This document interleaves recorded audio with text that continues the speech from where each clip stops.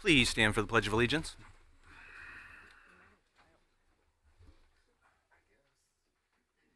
I pledge allegiance to the flag of the United States of America and to the republic for which it stands, one nation, under God, indivisible, with liberty and justice for all. Okay. So first off, I'd like to entertain a motion to elect a temporary clerk for this evening. Do I have the motion? Mr. Chairman, I'd like to make a motion to elect Councilwoman Dawn Callahan as our temporary clerk for this evening. Second. Second from Councilman Donovan. Okay, any discussion on that? Seeing none, all in favor? Aye. Any opposed? Any abstentions? Okay, motion carries. Congratulations. You're welcome. All right, first up, we have a public hearing, legislative matters. Chairman Vargo. Thank you, Mr. Chairman. The time is 7:00. I'm sorry, time out. First up's a roll call, then we'll go to you. We need Stacy. When you're ready. Good evening. Councilwoman Melly Garthwaite, Melly Garthwaite, Council at Large, present. Councilman Brian Locks is absent. Councilwoman Ann Heffernan, Councilwoman Ann Heffernan, 1st District, present. Councilwoman Ruby Milton, Councilwoman Ruby Melton, 2nd District, present. Councilwoman Sarah Akbar Ali is absent. Councilman Gary Donovan, Councilman Gary Donovan, 4th District, present. Councilman Mackie McMillan. Councilman Mackie McMillan, 5th District, present. I'll go back. Sarah has just entered the building, so she is present now. Okay. Councilwoman Dawn Callahan, myself, present. Councilwoman Catherine Tucker is absent. Councilman Christopher Vargo. Councilman Christopher Vargo, 8th District, present. Councilwoman Katie Mueller is absent. Councilman Steve Johnstone. Councilman Stephen Johnstone, 10th District, present. And Councilman Nicholas Pascal. Councilman Nicholas Pascal, present. All right, you have a quorum. We have a quorum, thank you. Okay, now we'll move on to the public hearing on legislative matters. Chairman Vargo. Thank you, Mr. Chairman. The time is 7:03, and the public hearing for legislative matters on Communication B from the October 14, 2025 agenda, from Mayor Dorinda Boer regarding an amendment to Chapter 206, Streets and Sidewalks, adopting Article 8, Automated Traffic Enforcement Safety Devices, is now in session. Would anyone from the public like to speak before the City Council on this matter only? For a second time, would anyone from the public like to address the City Council on this matter? For a third and final time, would anyone from the public like to address the City Council on this matter? Seeing none, I'm going to read a letter that we received from John R. Vinci, 32 Walnut Street, West Haven, Connecticut, into the record. Good evening, council members, and thank you for the opportunity to speak. While traffic enforcement cameras are often promoted as tools to improve safety, the real-world results have been mixed, and the risks, especially for residents, are significant. Nearby cities like Middletown and Greenwich have already installed these systems. They've issued thousands of tickets in just weeks, but it's still unclear whether safety has truly improved or if these programs have simply become a new revenue stream disguised as public safety. When fines are split between municipalities and private camera vendors, the focus shifts from safety to profit, and that undermines public trust. Beyond that, we need to think about what happens when the system gets it wrong. These cameras depend entirely on license plate data, which is only as accurate as registration records. So what happens if a plate is stolen, cloned, or tied to a car that is sold but not updated in the system? What if a simple database error links a ticket to the wrong person? In each case, the citation goes out, and the burden falls on an innocent, everyday resident to prove their innocence. Let's also be honest about who pays the price.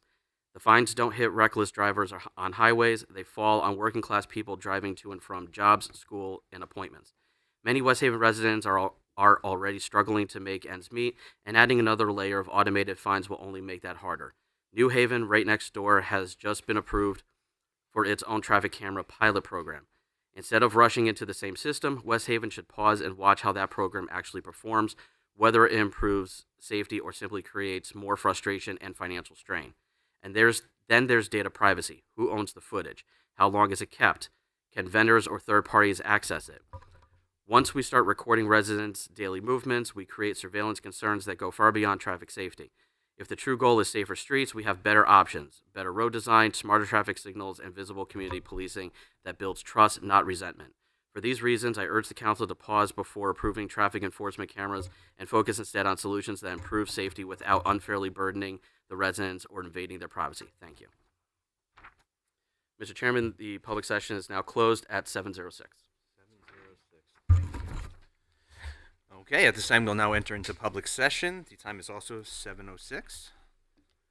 Would anyone like to speak before the city council? Yes. Oh.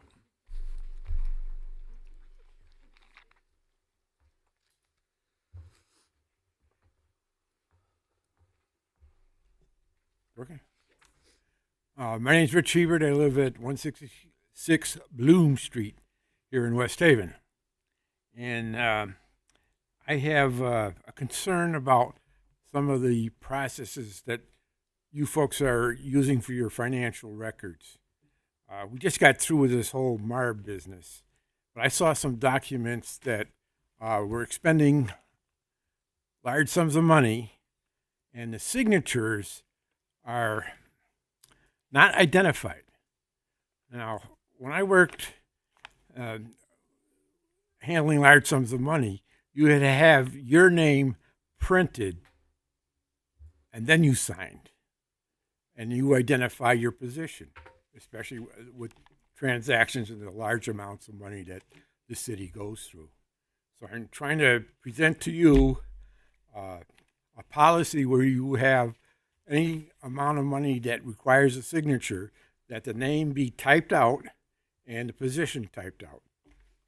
5 years from now, somebody's going to go in there and all you see is like a doctor's signature that nobody can understand who was that. So please consider that and update your procedures to encumber something like that. Thank you. Thank you, Mr. Hebert. Would anyone else like to speak before the city council?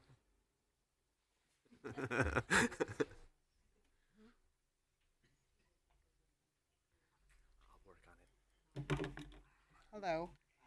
Hi.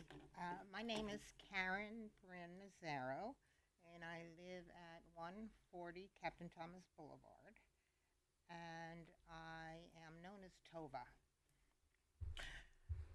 I am coming here really on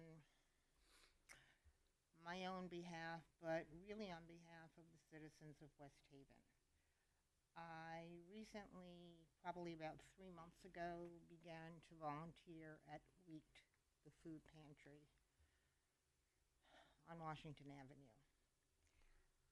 Having lived here for about 15 years already, I did not have any idea about Wheat or where it was. And when I walked into the center and saw what I saw in terms of, I think, the absolute grace that was going on there, I was very touched. And West Haven, having had this center for over 50 years, just tells me again about how special West Haven is. Specifically, I'm here to tell you about an experience I had this past Thursday when the participants who normally had their food stamps, and I know that things have changed now, hopefully, for sure, maybe, but last week they didn't have them. And normally we had 50 people attending, and last Thursday we had 91 people attending. And we did not have enough food. Normally, on the right side of the center, people are able to take one item from each shelf and 2 items on the other side from each shelf. But on Thursday, not having what we normally had, everybody could just take one from each shelf on the right and one from each shelf on the left. We ran out of bread. We did not have the kind of donations in-house that we normally had. And what I'm really here about is to share this information with you in an effort to see if there are any additional resources because of who you all are and what kinds of contacts you may have with grocers, with local markets who may, at the end of the week, have items that are dated on that last day, but those are the kind of items that we receive, and a lot of times, as you know, those dates are not necessarily firm. So even though the food stamps and Connecticut has been wonderful, like first in returning food stamps to people who have been on them, with Thanksgiving coming and with Christmas coming, there will be more and more people that need food. It's not a joke. This is the closest that I personally have ever been to people who are really in need and who are really in need for their families and who are seriously concerned that they will not be able to feed their families for Thanksgiving. So I'm here to share that information with you. Some of you may already know it. And to ask you to just think about even things like slightly worn clothing. Most of the items that we receive in terms of food have to be in closed boxes and cans and things of that nature. But anything that we could do as a city to assist our citizens to be fed properly would be greatly appreciated by the pantry and our community. Thank you. Thank you for that information. You'll be happy to know that I work for Costco Wholesale, and we've already reached out to different municipalities and organizations with extra help in this trying time, and wheat was one of them. So I think people do recognize that, and every time we talk about it, it helps a little bit more.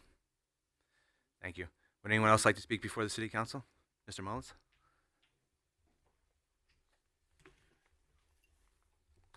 Evening, Mr. Chairman, Madam Mayor, councilors. I'm Stephen Mullins. I am the chairman of the City of West Haven Fair Rent Commission. I'm at 355 Main Street. First of all, today is November 10th. I want to first of all take this opportunity to say happy birthday and hoorah to all of the veterans of the United States Marine Corps, for today is your 250th birthday. Also, be remiss if I didn't mention tomorrow being Veterans Day, and wishing Veterans Day blessings to all veterans here present and elsewhere watching. As you may know, and you've heard from me over and over and over again, but it's worth saying again, that Mayor Borer revamped the Fair Rent Commission after a 30-year hiatus, following the new state of Connecticut regulations regarding all municipalities with populations of over 20,000 to have a Fair Rent Commission in place.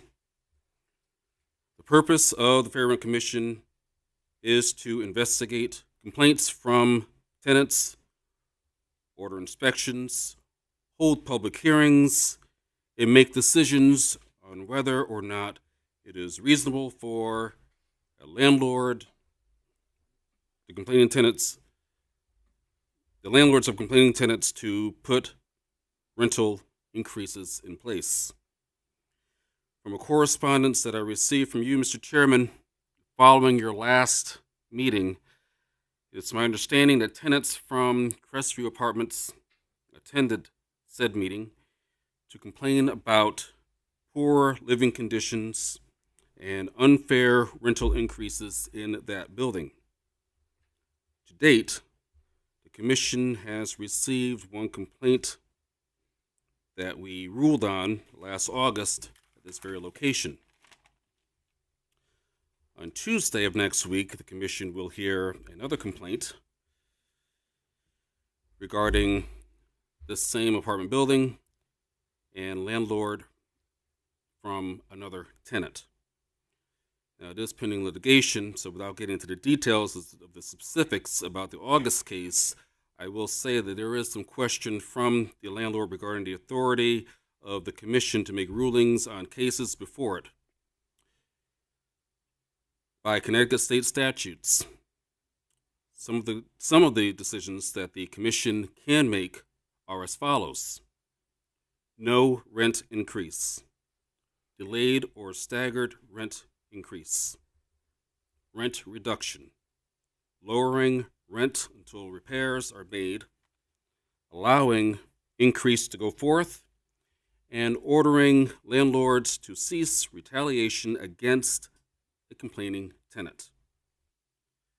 The Fair Rent Commission, at least how it is in the city of West Haven, the Fair Rent Commission is not pro-landlord, nor is it pro-tenant. It is pro-law. And that's how it will remain as long as I am the chairman.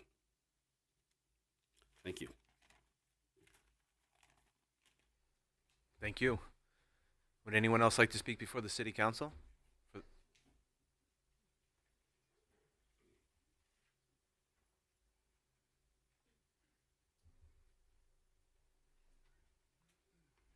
Good evening, City Council. My name is Eldrin Smith. I was here previously before in regards to... Just need your address as well, I'm sorry. The address is 62 Tree Street, West Haven, Connecticut. And about the way things are going, how they are putting people out. Since I've been here last time, 3 more people have been put out. They are, if you're willing to stay with this huge increase of paying $300 additional a month, they're not doing any repairs on your apartment. They're going to charge you the additional money. I have a fellow tenant that's here with me, where they're going to increase her rent by the same $300, but they're not doing any repairs on her apartment. They're not fixing any things that are damaged. You all see my apartment, the cabinets are falling off the walls. I mean, we got mice. I had bees and hornets in my apartment. So there's several things that are still going on there. Our elevator's been out for the last 6 months, and we still need your help and assistance to making sure that the decisions that the Fair Rent Commission is making, that is saying that this is unfair to tenants, that it's not right. We shouldn't be treated this way. These type of increases without them doing anything is not lawful, it's not right, and it's definitely not a part of West Haven, Connecticut. And I'm hoping at any time that these things can be stopped. The agreement of what the Fair Rent is stating that should be done is upheld, and also make it so that we are paying tenants. We're seniors. We're not trying to get away with anything. But think of this here. We only get $55 and maybe 60 cents come January. Where do we get the $300 increase? When do we get that? Because we don't. But it's either you're going to pay that or they're going to push you out. And a lot of tenants don't know what to do. But for me and those who have talked with me, I have sat down and explained to them and told them what would be the right things for them to do and to have the Fair Rent Commission listen to their case. But this seems to be an ongoing saga. This is happening to tenants over and over and over. They're coming in after they put a person out. It takes them 5 days to put in these here floors, change the carpets, paint the cabinets and all, and put a new tenant in there, paying over $1,500 to $1,600 a month. When is it going to be fair for us tenants that have paid them in a consistency? I've been there almost a decade, and I have not been late. I haven't missed any payments. I've paid in a consistency. Even now, even though my case is in litigation, I am still paying them on a regular basis. And these things need to stop. There's no way us seniors, I'm 69, I mean, where am I going to get the $300 increase from? But yet they don't want to do any repairs. They won't fix anything to your apartment. They're just going to increase it, or they give you a 45-day letter and you got to get out. Now, they did come by with the building inspectors and they put a stop work order in regards to them changing the office on the first floor into a studio apartment. But yet there's no windows in that place. There's no operating windows. How could you make that a studio apartment? And there's only one doorway in. They blocked off the other doorway by the mailboxes, and now they're trying to turn that into a studio apartment. And they did put a stock work on that. And that came from your help and assistance. So it is working, but yet people are still being put out into the street. Thank you for listening to me, and I appreciate any decisions that y'all can make to help us tenants here at 62 Treat Street, to make it so that we, as seniors, can live a fair, clean life, and we're able to pay them in a consistency. And none of us owe them a dime. Thank you. Thank you. Would anyone else like to speak before the City Council? The second time, would anyone like to speak before the City Council? For the third and final time, would anyone like to speak before the City Council? All right, public session is now closed at 7:22. We will now convene the November 10th, 2025 regularly scheduled council meeting at 7:23.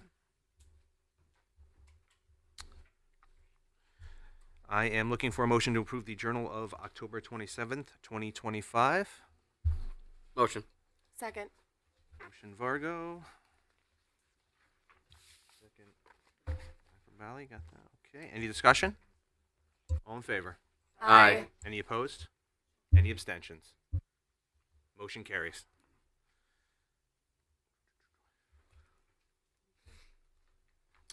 Okay. When you're ready, if the council clerk can please hand out the communications for this evening. Thank you. Communication A, from the tax collector regarding overpayment of refunds for November 2025, which will be filed with tonight's minutes. Communication B, from Deputy Chief Fleming regarding animal shelter donations being assigned to the Finance Committee, Chairwoman Akbarali. Communication C, from Mayor Dorinda Boer regarding an amendment to Chapter 156, non-residential landlord registration, specifically Section 156-2B, increasing each notice of residential address change fee from $10 to $20, and Section 156-4 to increase the first violation fine from $250 to $500 and include the language, quote, or the maximum allowed by law, unquote. And that will be to Legislative Matters, Chairman Vargo. Next is Communication D, from Mayor Dorinda Boer regarding an amendment to the City Ordinance, Section 101-1, fees of the City of West Haven Fire Department, Allentown. And that's also Legislative Matters going to Chairman Vargo. A Communication E, from Mayor Dorinda Boer regarding the appointment of Brent Cassia, 430 Glendevin South, West Haven, Connecticut, 06516, to the West Haven Board of Police Commissioners. Mr. Cassia's appointment will be to fill the current vacancy effective immediately and will expire on 11/1 of 2030. Personnel and Civil Service Committee Chairman Mellon. Sorry. Communication F, from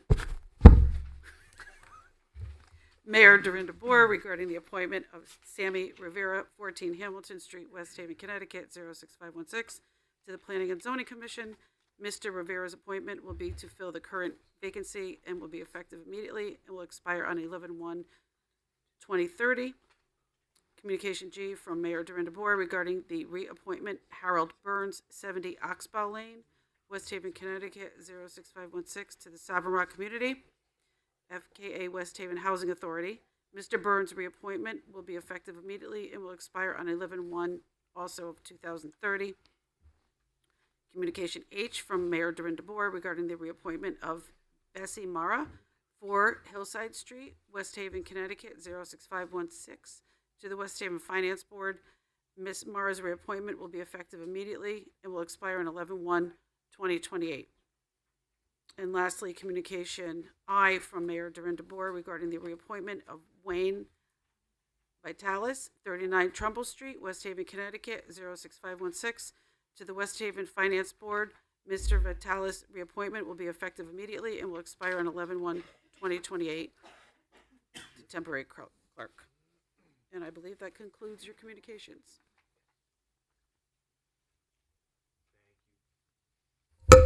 Thank you very much. We will now recess to committee meetings at 7:26.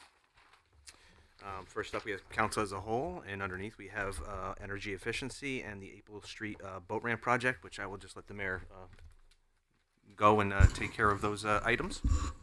Sure. I want to call up Ricky Spryer and Ray Collins to the podium. And, we've been working really hard on a lot of energy efficient initiatives. And we thought we were at a good place to pause and give you an update on all the work that we've been doing and all the funding that we have been saving as a result of those efforts. Ray is the chairman of our Energy Commission, and of course, Ricky Spryer is our chief of staff.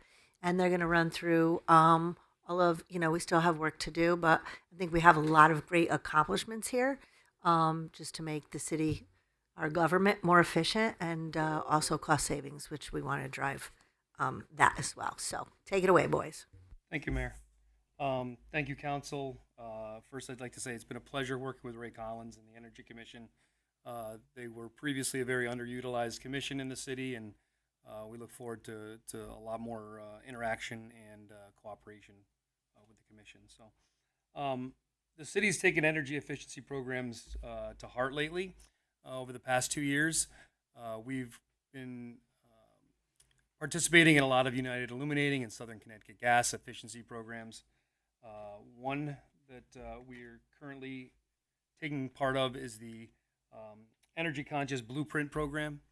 This is where the United Illuminating Company will come and look at your blueprints for any construction project and recommend energy efficient changes to the project.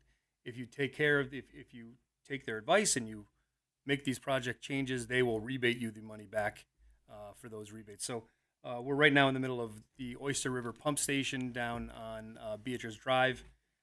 We're due about a $40,000 rebate off of that program. And Washington School, we are now waiting, and I think we may have actually already gotten it while I was out, a $100,000 rebate from the UI for the Washington School program as well, building as well. We also took part in what the UI calls demand response surveys. So they'll have a company come in at no cost to the city. We did the police department and we did City Hall, and they check your building control systems. So at night here, when everyone leaves and there's nobody in the building, nobody turns the heat down, the heat stays at 72 degrees, and we spend money to heat the building at 72 degrees when we don't need to. They will come in and they will redo your building monitor systems so they know when there's no one in the building. If nothing's been touched, it'll turn the lights down, it'll turn the gas down, it'll turn all these things down. So in the scheme of things, it's not a huge program, but it still represents about $7,000 to $10,000 in savings per year for us in utility bills. So that's one that we already had done, and we are going to implement the changes that they asked us for in our building controls. And then the last one is just energy audits. The UI will come in and they audit your lighting, above overhead lighting. They'll recommend changes. They will do the changes, and they finance that through your electric bill. So what we've looked at so far, Noble Community Center, City Hall, Police Department, there's a few others, the Park and Rec building as well. They will retrofit all of your light fixtures for high efficiency LED lights, And what they do is there's no upfront cost to the city. They just roll the financing of that at 0% finance. They roll that financing into your bill. At the same time, your efficiency, your bill savings offset the cost of your upgrade to your efficiency. So right now we're looking at about $7,000 per month cost for the program to happen, but the projected savings is about $7,500 per month. So we're still $500 net positive. So that's a great program too. And then the last one I'll talk about before I let Ray talk about our Energy Star is our solar program that we have in the city here.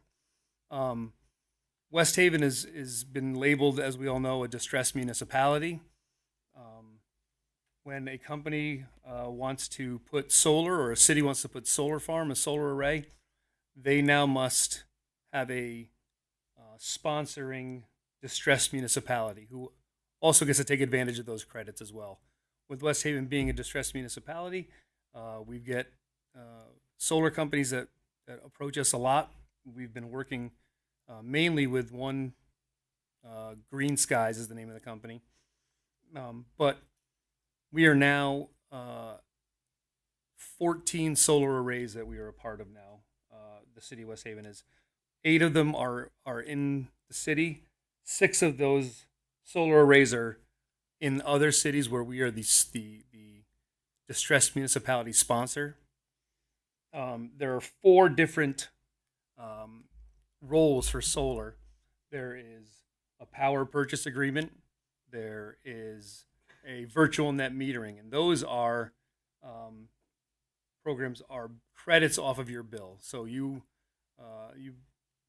we're paying $15 cents per kilowatt hour now, this program will allow us to buy energy at 12 cents per kilowatt hour. So we save that. We get it as a credit on our bill. The other 2 are NRES and land lease agreements.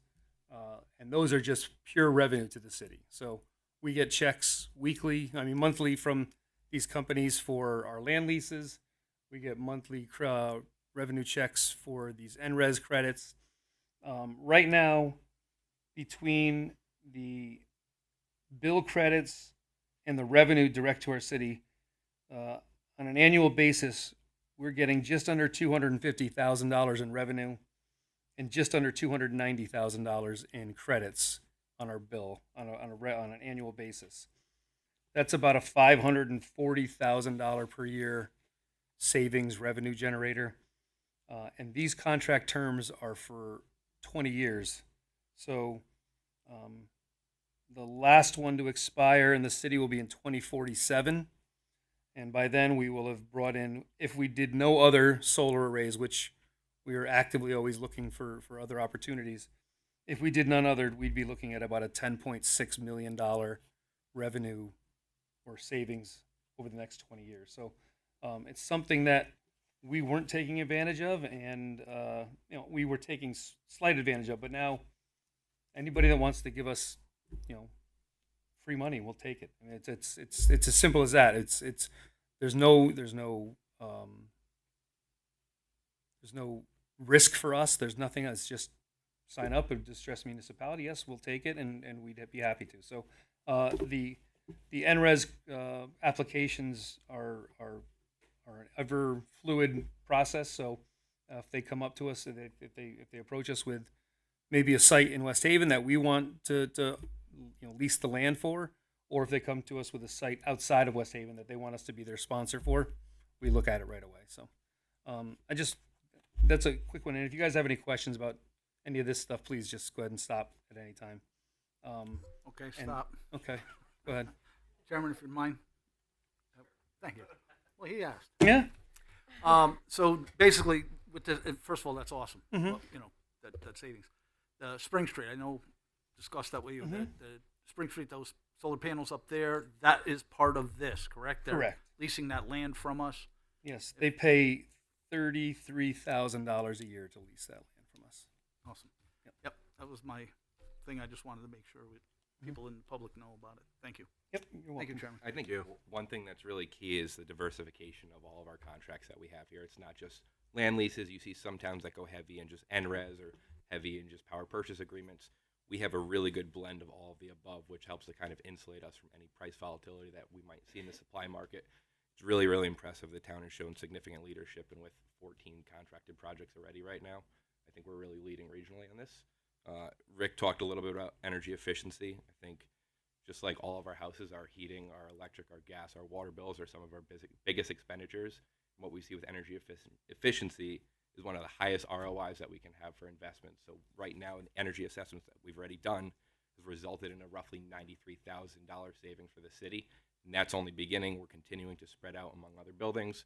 And we're also encouraging residents through the Energy Commission to take advantage of these programs as well. So we've hosted a lot of information sessions at public libraries, at senior centers.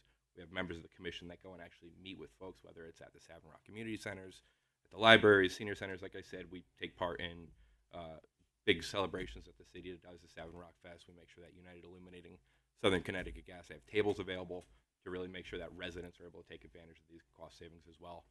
Another thing that we've really worked strongly on is to regain access to the Energy Star Portfolio Manager System. It was a legacy program that the city had for some time that kind of fell to the wayside.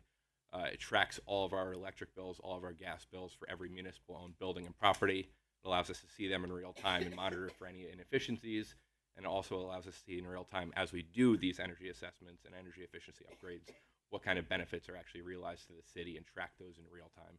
So that's a significant win for the city as well. Unfortunately, after almost a year-long battle, getting access back to that, it was paused. The funding was paused federally. There was some word that it might be sunset, but we've heard recently that they're going to be actually restoring funding to that. So we're looking forward to continuing to work with city IT and the finance department to make sure that's fully utilized. And then one other thing that I think we didn't cover, which is I think another good win for the city, is we were recently awarded another bronze certification by Sustainable CT. Sustainable Connecticut is a voluntary certification program for municipalities to participate in. Gives you a laundry list of goals. You're able to apply to individual goals, submit your package, and say how, what the city's done to kind of undertake efforts to achieve those goals. Sustainable CT then goes and rates you and scores you, and based on the outcome of that scoring process, gives you a certification. So we've received the Brown certification, which is really a good program for the city. It also allows for matching funding. So there's a lot of grant programs that are available through the participation there. Anything else? Yeah, one other grant that we were actually recently awarded was through the Energy Efficiency and Conservation Block Grant Program at the Malloy Community Center. We were awarded $115,000 to retrofit the HVAC system over at Malloy Community Center, and we've got a very hardworking committee that puts a lot of effort into that. So we're looking forward to them sending that out to bid and getting this whole retrofit of the HVAC started. One other, a couple other quick things we're doing here in the city, just smaller initiatives, but we've integrated electric vehicles into our municipal fleet.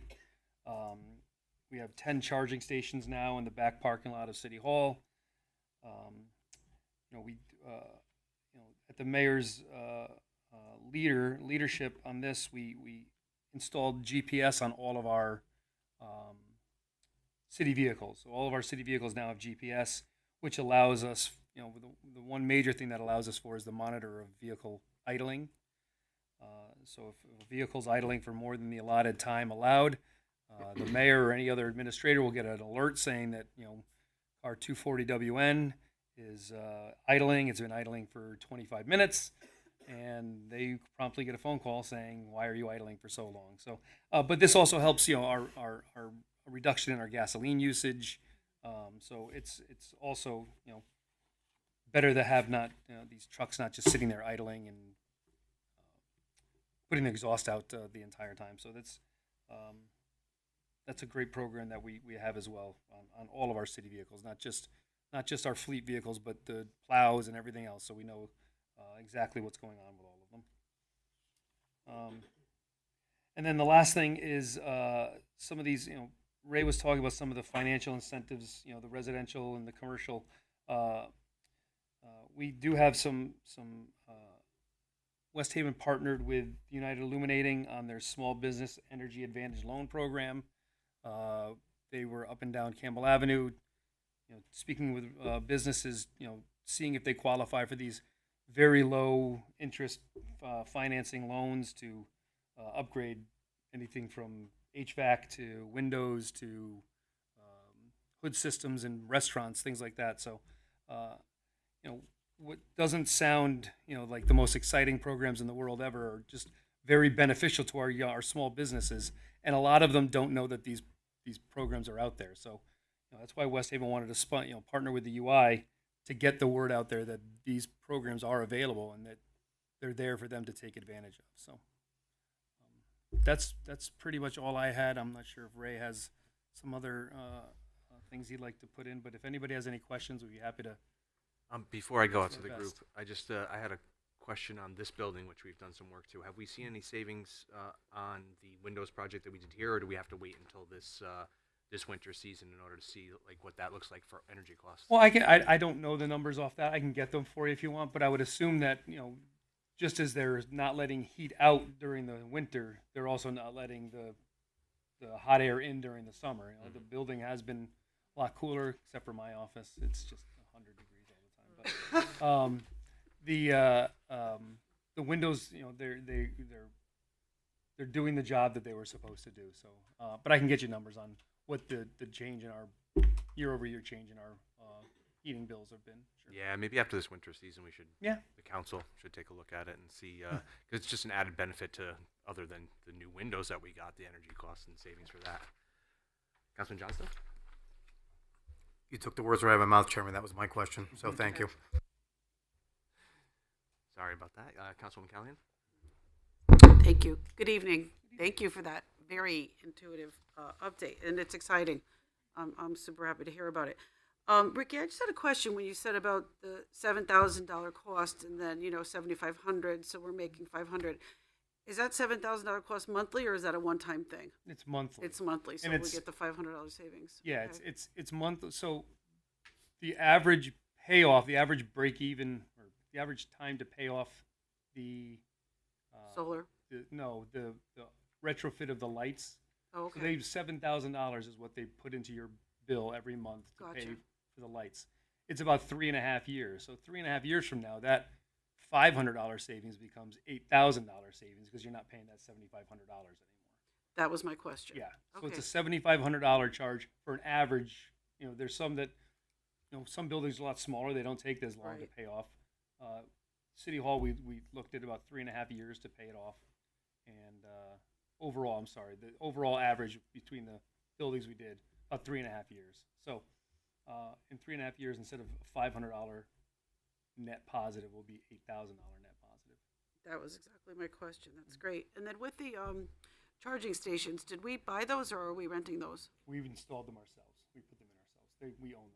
We own those. Okay, so that's great. Are those for the public too, or that's just for They our will vehicles? be, yes. Okay. Yes. They are not now, but they will be. All right. And then just one We're other. just changing the software company with that. Yeah, that's awesome. That's really awesome. That's a great upgrade. My last question is about the solar panels. So I'm not really sure how it works on the business side with the solar panels. I'm sure it's the same kind of thing where you rent and then they give you the revenue, blah blah blah. And I know that you had just talked about residential too, but I know when people put the solar panels on their home and they have a really significant savings, which is incredible. But when they go to sell that house, the new homeowner has to agree to take over those panels, or they have to buy them out, and it can be costly. Mm-hmm. So, that's just something that I don't think I've had a lot of people I've come across that weren't aware of. Mm-hmm. So it's just something that, is on the back burner with that. But if you're going to stay there for the extent, absolutely, it's worth it. But, if it's a short stint that you're going to have that house and then put solar panels on and then you go to leave, you are responsible for those. Right. So. And we've been approached on numerous buildings and numerous sites, and it's not just an automatic, yes, we'll take it. The mayor takes these very seriously. There's been many sites that, the mayor's rejected, just right off the bat because we're not interested in either, removing trees, or we're not interested in giving up Right. the ability to down the roads, if we wanted to, do something different with that property, do something different with that property. The parking lot out here in City Hall was one that, we had an agreement to do, and we just kind of put that on the back burner because we don't know what upgrades we want to make to the parking lot out there. So Right. we have solar array out there. It makes it kind of ties our hands. So That's great. So you're backpedaling and finding all that out. That's awesome. All right, that's all good stuff. Thank you for answering those questions. Thank you. Councilwoman Melton, thank you. Good evening.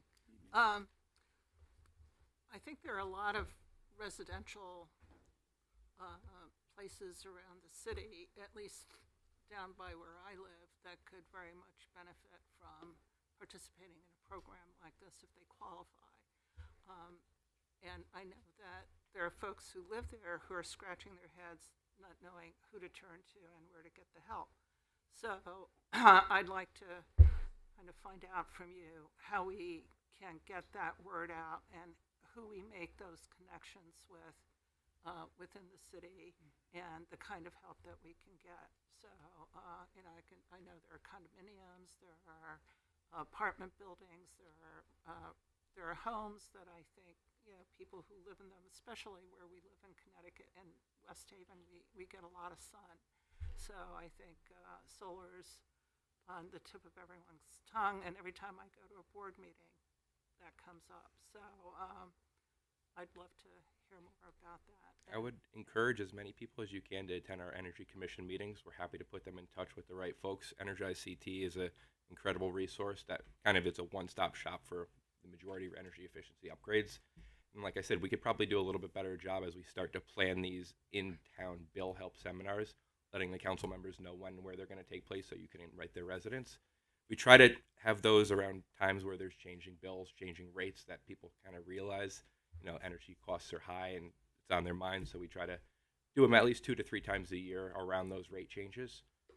But at those, there's the resources from Southern Connecticut Gas and United Illuminating that can help them from anything from solar, heat pumps, to energy efficiency upgrades and assessments. So it's the utility companies who are the first stop, or would coming to you, either someone on the commission or in the city? Either way, I mean, we work really closely with the utility companies. We have a Okay. member of our commission who works for United Illuminating, so we are in close coordination with them. They help us to host all these information forums. And then Energize CT, if you just go to that as a website, they have a laundry list, like I said, of resources. We've also started to populate the Energy Commission's website with all these helpful links as well. So go to the website. Yep. Okay, thank you. Of course. Thank you. Any other questions or comments? Madam Mayor, would you like to add? Sure. I just want to thank them. Thank you, Ricky, for all your work, especially on the solar. In the beginning, my eyes would gloss over when you were talking. But now you've done a lot of great work. I appreciate it. And we do, we're on a roll.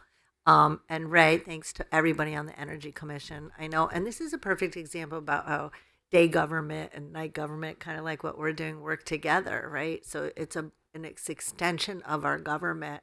Everybody's a volunteer on all these boards and commissions, and you live here, you love West Haven, and so I really appreciate the work that you're doing.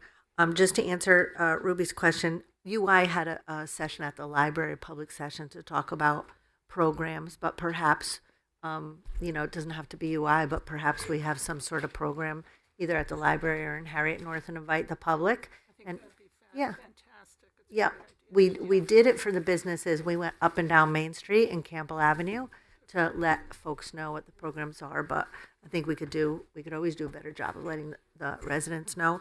And then I just want to mention on the GPS, which I love that program, as you know. But that GPS program has really changed behaviors on idling. So just in case anybody wonders, in the beginning I was getting pinged left and right, and I would call or send an email, say, what are you doing warming up your car for 15 minutes? It's warm enough, get on the road.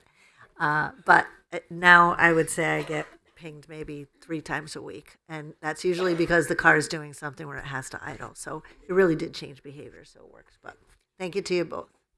And Ricky mentioned car 240 because that's his. Thank you both. Thank Thank you very much. Thank you for your time. Thank you, gentlemen. Let's move on to April Street boat ramp project. Mark Payne's here. Perfect. I'm going to cue him up for the sake of brevity, if that's okay, because I know we have a couple presentations tonight. But it's good for you guys to hear as you are winding down this term. A lot of this work that we've been doing. I know you heard about the April boat ramp project. So this is something that our grants writer got a planning grant for. We have met with the selected designer. Mark has been very instrumental because nobody knows more about the environment and the boats, and he works with the harbor master than Mark, so he's a really good resource. So thanks, Mark.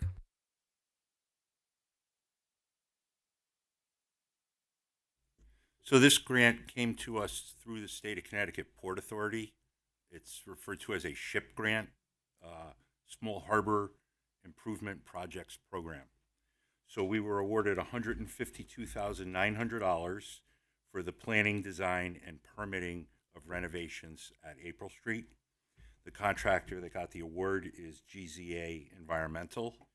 We've already had a kickoff meeting with them. We've had some good collaboration with the contractor.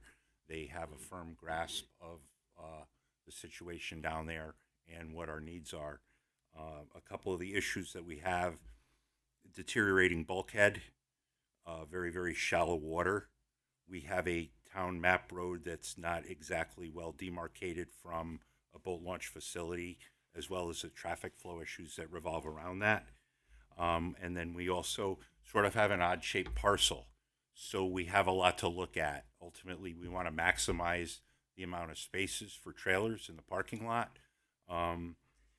They essentially, this month into December, they'll be doing borings, they'll be doing topographic and bathymetrics surveys.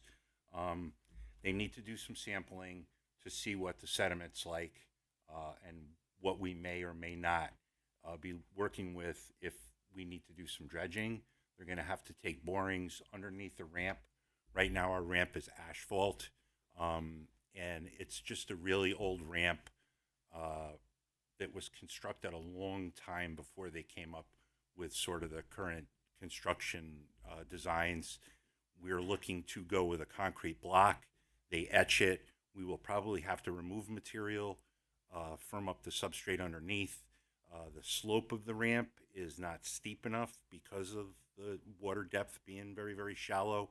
So right now, you can only really use the launch at high tides. You wind up backing your boat into the water with the craft in order to get enough water under the boat to float it. So that's about enough of our issues. So we will have a conceptual design from them by the end of January, which we will go over with them. We're looking at a 30% design by the end of February, moving right into permitting through May of 26, which, if we can get that done, would leave us with a final design by about February 27. The permitting process is not just going and get a permit. There's a lot of give and take with the DEP and the state agencies in terms of what they need, what we can and can't do. So when we get when we go to them for the permitting first, so that this way, when the actual permit application comes down the pike, they know what they're looking at. So we work hand in hand with them so that we wind up with a final design, which we know we can permit. And then at that point, February 27, we're looking at, I don't know, capital ask, or we'll just have to, look for sources of funding. I think it's really important that we do this project. We're very, very shy on marine amenities as a shoreline community in the state of Connecticut. And the second thing is that our launch is really the triage location for any type of incidents that occur in New Haven Harbor. The launch out at Lighthouse is very, very exposed. We are in on April Street. The location is easy to secure when you have an incident. So generally, local PDs, the Coast Guard, and everyone, when there's a search, a rescue, or a recovery going on, is generally operating out of our launch. So, did I come in under, Mayor? You did great. Okay. Thank you, Mark. Any questions? Absolutely. Good. Turn on your microphone. Any timeline? So by February 27, we will have a final design, which we know is a permittable project, and at that point, it becomes a function of funding. So we can continue to search for sources of revenue and go from there. It won't be a huge number in terms of what a usual boat launch project might cost because, again, it's a small facility and we have many, many limitations with it. So. Any other questions? Councilman Donovan? Thank you, Chairman. Mark, how you doing? Thanks again. Good, Gary. My concern, I don't have a boat, but my concern would be for those who do, when this construction starts, is there something in play for people to be able to go launch their boat temporarily somewhere else? Do we know? Or it's going to be, obviously, once they start construction, you're not going to be able to just barge through there with a boat.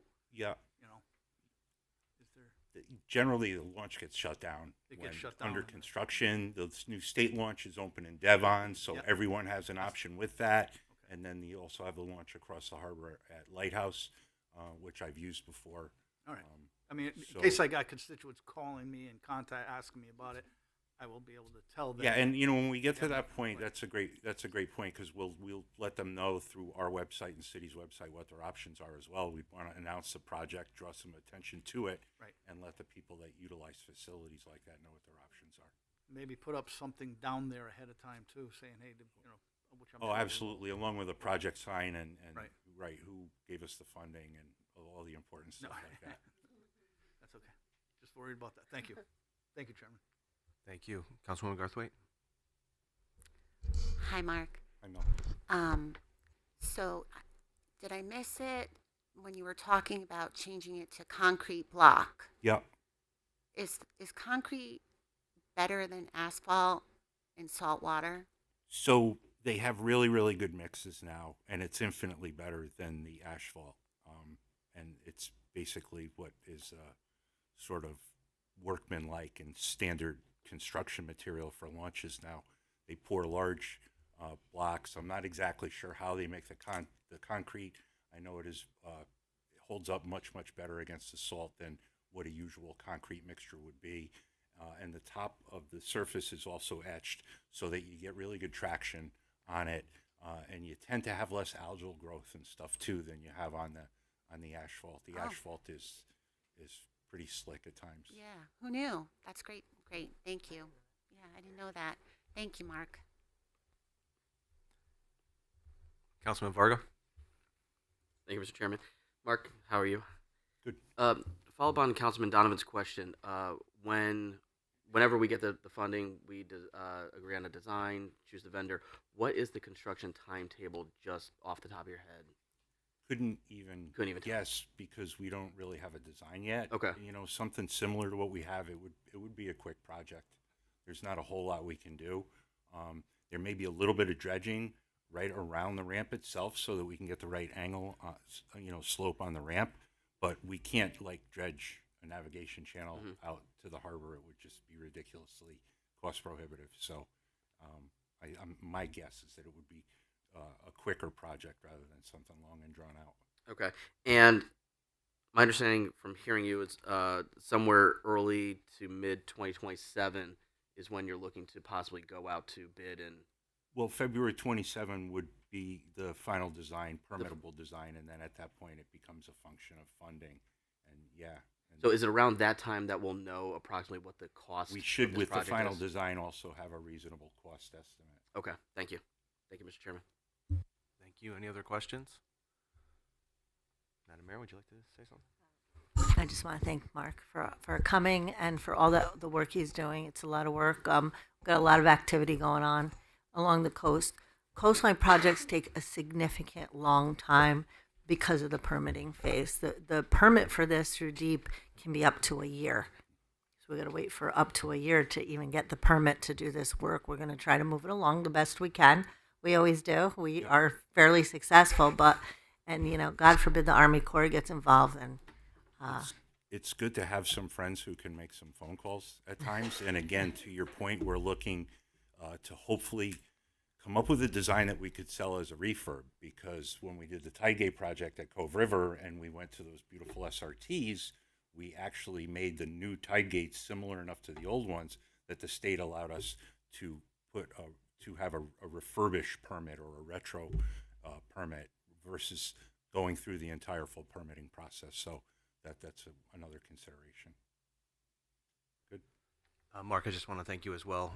You're a wealth of all things maritime. I know that the project's in good hands with you leading it, and thank you for everything else you do for the city.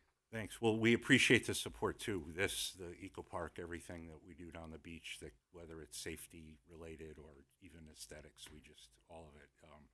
It's wonderful to have the opportunity. Thank you. Thanks.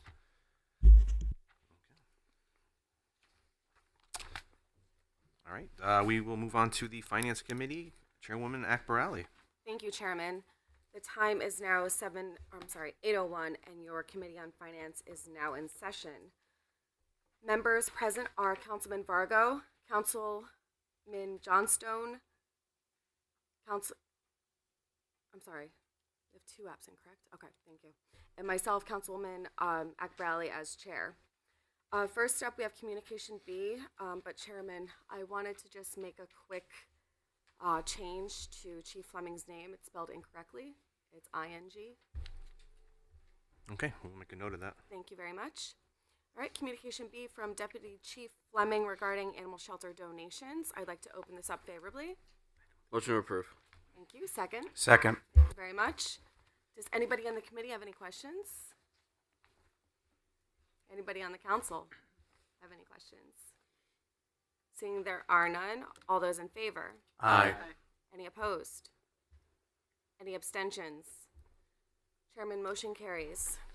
The time is now 8:02, and your Committee on Finance is now closed. Thank you very much. You're welcome. We will move on to legislative matters. Chairman Vargo. That is a record. Thank you, Mr. Chairman. The time is 8:03, and your Committee on Legislative Matters is now in session. Council members present are Councilwoman Melton, Councilman Johnstone, and myself acting as chair. First on this evening's agenda is Communication C from Mayor Dorinda Boer regarding an amendment to Chapter 156, non-residential landlord registration, specifically Section 156-2B, increasing each notice of residential address change fee from $10 to $20, and Section 156-4 to increase the first violation fine from $250 to $500 and include the language, quote, or maximum allowed by law, end quote. May I have a motion to bring this out for discussion? Motion. Do I have a second? Second. Thank you. Attorney Taylor, I just want to, if you wouldn't mind taking the podium for a second. Good evening. Good evening. Thank you for coming. Just as a rundown, these are fees that are already in place. All we're doing now is just increasing them, I'm assuming, to make them more in line with what area municipalities are paying. That is correct. CGS, our Connecticut General Statutes 47A-6, allows us, or it's the enacting statute that allows us to create the database for the landlords. And the purpose is so that we can get in touch with the landlords if there's blight, emergencies, and these fees and costs are going to be used for the administrative support around this. And so it's time to increase the fees and costs. Thank you. Actually, with that, you answered every single one of my questions, so well prepared. Any questions from the committee?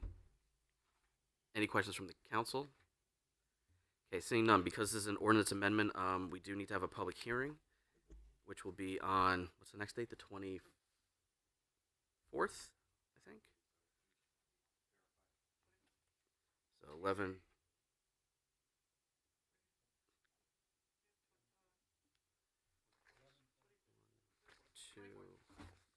Okay, so 11:24 at 6:50. Can the first and the second rescind, please? I rescind. Thank you. Can the first rescind? I withdraw my first. Thank you. Public hearing will be set November 24th at 6:50. Next item is Communication D from Mayor Dorinda Boer regarding an amendment to City Ordinance Section 101I, fees of the City of West Haven Fire Department, Allingtown. Again, I'm looking for a motion to bring this out for Motion. discussion. Thank you. Do I have a second? Second. Thank you. Attorney Taylor, same idea, right? Yes, same idea. As a matter of fact, the last time these fees were increased was in 2012. And so I think it's time to adjust for the cost of living increases so that we can, again, recoup the administrative fees that are associated with this. All these fees go to Allingtown Fire Department, correct? As far as we know. I would have to get back to you Okay. on that one. Do you know, Mayor? Do they? Yes, thank you. Any questions from the council as a whole? Okay, seeing none. Councilwoman Callahan? Thank you very much for the information. The fees that we're talking about are just administrative fees? Mayor? Yeah, I'm happy. So a lot of these are inspection fees or fines. This came forward from Chief Flood, which I was going to mention. New business was just at 6 o'clock sworn in as our new deputy chief, but he has a lot of experience as the fire marshal in West Shore and the Center District. And he actually evaluated all the fees, and I asked him to see where we can increase because we're putting, sometimes we have to go back out to a residential unit. Let's say in its apartment building that has 20 residential units, we're charging that same flat fee as if you had a house with 2 units in it. So it's an opportunity really to be fairly compensated. Thank you. Perfect. Thank you. Any other questions? Okay, seeing none. Can the first and second rescind?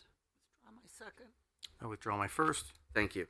And we will set a public hearing on this for 11/24 at 6:55. And last but not least, Communication B from October 14, 2025 agenda from Mayor Dorinda Boer regarding an amendment to Chapter 206, Streets and Sidewalks, adopting Article 8, Automated Traffic Enforcement Safety Devices. I would like to entertain a motion to approve. Motion. Do I have a second? Second. Thank you.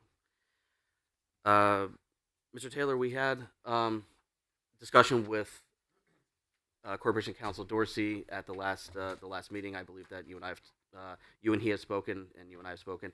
And Chief Perno, you are here. Would you mind coming up, please?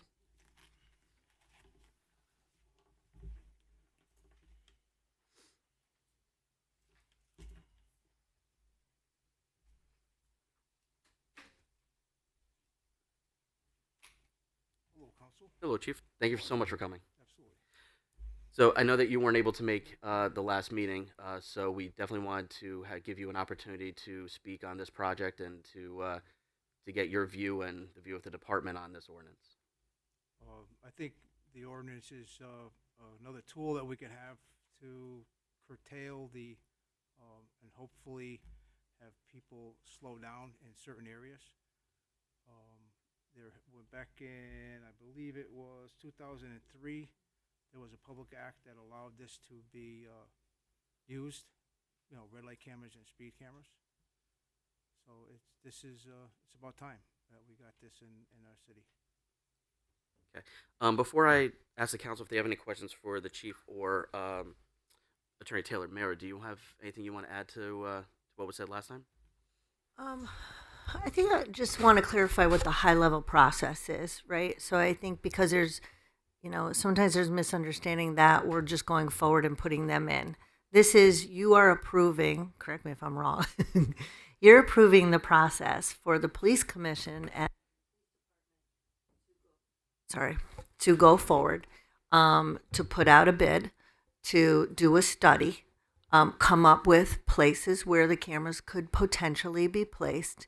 That comes back to you, and it goes back to the Department of Transportation, right? So this vote is not approving where cameras go, or not necessarily saying. It's saying, let's go forward and explore this and do the traffic study. I believe we should put them around the schools. I believe in discussions with the chief, Route 34 and Ocean Avenue, kind of scream, we need to slow down. I just recently campaigned, right? Knocked a lot of doors. I asked a lot of folks. I heard a lot about speeding. We're not going to put them everywhere. We're going to put them in the places that the study shows are high traffic speed areas for safety. It's hard to argue putting them around the schools. And there was just a really great segment on the news the other night about Middletown, about changing behaviors, and it really does help with changing behaviors. So, I'll let you continue to ask the chief. The chief is a lot more knowledgeable than I am on it, but that's Thank just you. my overview. Just for a couple of points of clarification, I did. Attorney Dorsey is away, but he was gracious enough to take my phone call. He didn't hang up on me, and I did want to clarify a couple of things. So this is the first step in a multi-step process for the council. So we presumably, if we approve this, we are authorizing the police commission, the police department to conduct that study. We're essentially starting the framework. Then, once that's determined of where the police commission wants to have the cameras placed, and that is after a public session, that plan comes before us. And then we have an opportunity to vet it and approve it, and then it goes to the Connecticut Department of Transportation. That's all after a vendor is chosen, which that contract comes before us. So this is just one of multiple steps that's going to come before the city council and other governing boards and commissions within the city. I agree wholeheartedly with the mayor that I think that it is impossible to argue that this is not a good idea around schools. Schools are on major throughways. Folks tend to fly by. I too was out campaigning near schools, and you just see them flying by all the time. And I think that it absolutely makes sense to put them there. The other locations I think is up for debate, and that's why we're going to have the study. We'll have multiple governing bodies take a look at it and weigh in and hopefully come to a consensus. One other issue that I think was brought up with Attorney Dorsey was the position on enforcement of the penalties. And after discussing with him, the idea is that the penalties are enforceable insofar as we could sue on them if we need to, and we have all other legal remedies. Attorney Taylor, interrupt me if I'm incorrect, but essentially any remedy that the city has for any other fine that's imposed by an ordinance, we have available for this. Absolutely. We can lien property and we can garnish wages as a result because it's a civil penalty and those remedies are available to us. And my understanding from Attorney Dorsey is that the vendor that we ultimately choose, he's going to negotiate into that contract a collection service, which they all offer. That's part of the built-in cost. It's not contingent on recovery, so we pay, and then anything that's collected comes back to us. And from his research, every vendor is well above 90% collection rates. So it works to deter folks from, hopefully deter from doing it where they're going to pay money. That's correct. And in addition to that, there's been a 21% reduction in accidents at the intersection where they're placed. So, I mean, the ultimate issue is safety here, and I think that should be the focus. Okay. Any questions for the chief while he's here?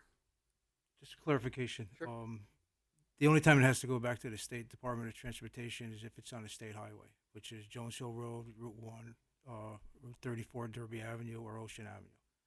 The city has control over all of the city roads. We don't have to go back to the Department of Transportation. They get approval to put them there. That's what the ordinance does. That's what the your approval does. And secondly, all of the collections of all of the Capital Region Council of Governors have 3 vendors that they've approved, and all 3 do their own collections. We allow them to do anything further than nasty letters, but they do all the collection. We have nothing to do with it. It's all, these programs are all 100% violator funded. So if they put a camera in a spot and they get no violations, there's no revenue, there's no money being made from that particular camera, then it's not on us, it's on them. We can move it to another spot. We can do whatever we want, but we're not on the hook for the price of that camera. So it's a win-win. As the police department, as I'm standing here right now, I'm not looking at it as a revenue generating equipment. I'm looking at it for a public safety. And I think there is going to be some, as I've spoken to the mayor about, we can't do it at every school, but I'd like to do it at, say, Seth Haley or South Street. It's going to be tough to do it around Seven Rock, because that's all just one block. Or maybe we can do a little bit further from around that school. Washington Avenue, we'll have to look at that, see what the traffic study says. We're going to be generating where we put them as to where the traffic and data for the speeding goes. But we're also looking at places that are not near a school, but there's a lot of accidents. We've had a lot of accidents on 34 for speeding. We've had a lot of accidents on Ocean Avenue because of speeding. Not necessarily near a school, but that's where we wanted to put them. It's not punitive, it's preventative. So that's what we are focusing on. And we have looked at the 3 vendors that we have listed by CROG. We have focused on one that is probably suits what we need. I think a lot of the questions that you guys have had as to what happens is if you're not speeding, there's no picture taken of your car. So don't worry about that unless you're speeding. When they send us the picture for verification, if we can't definitively say that that plate is what they're telling us it is, and it belongs on that car, then it doesn't go and it gets purged. It does not stay anywhere. Unless there's an appeal, it's purged after a maximum of 1 year. So that's all on them. We have nothing to do with it. All we are doing is reaping the benefits of speed enforcement. But I'm not counting on any kind of revenue because that's not a set amount we're given. So I'm just hoping that maybe it'll slow people down when they see it. Chief, the way that I read the ordinance is that someone from your department is going to be tasked with reviewing the footage. However, whether it's daily or every other day or whatnot, is that your understanding operationally of how this is going to work internally for your department? An officer will get a list and with the photos from the vendor. We will verify it and okay it. Goes back to the vendor for the violation to be sent out. And when you say verify, you're verifying that the plate has not been reported as belonging to a stolen vehicle or any other issue? That is correct. Okay. And Attorney Taylor, my understanding of reading the statute, the ordinance, is that the plan, after it's adopted by the police commission, does come before us again for placement, correct? So we ultimately determine whether or not that goes forward?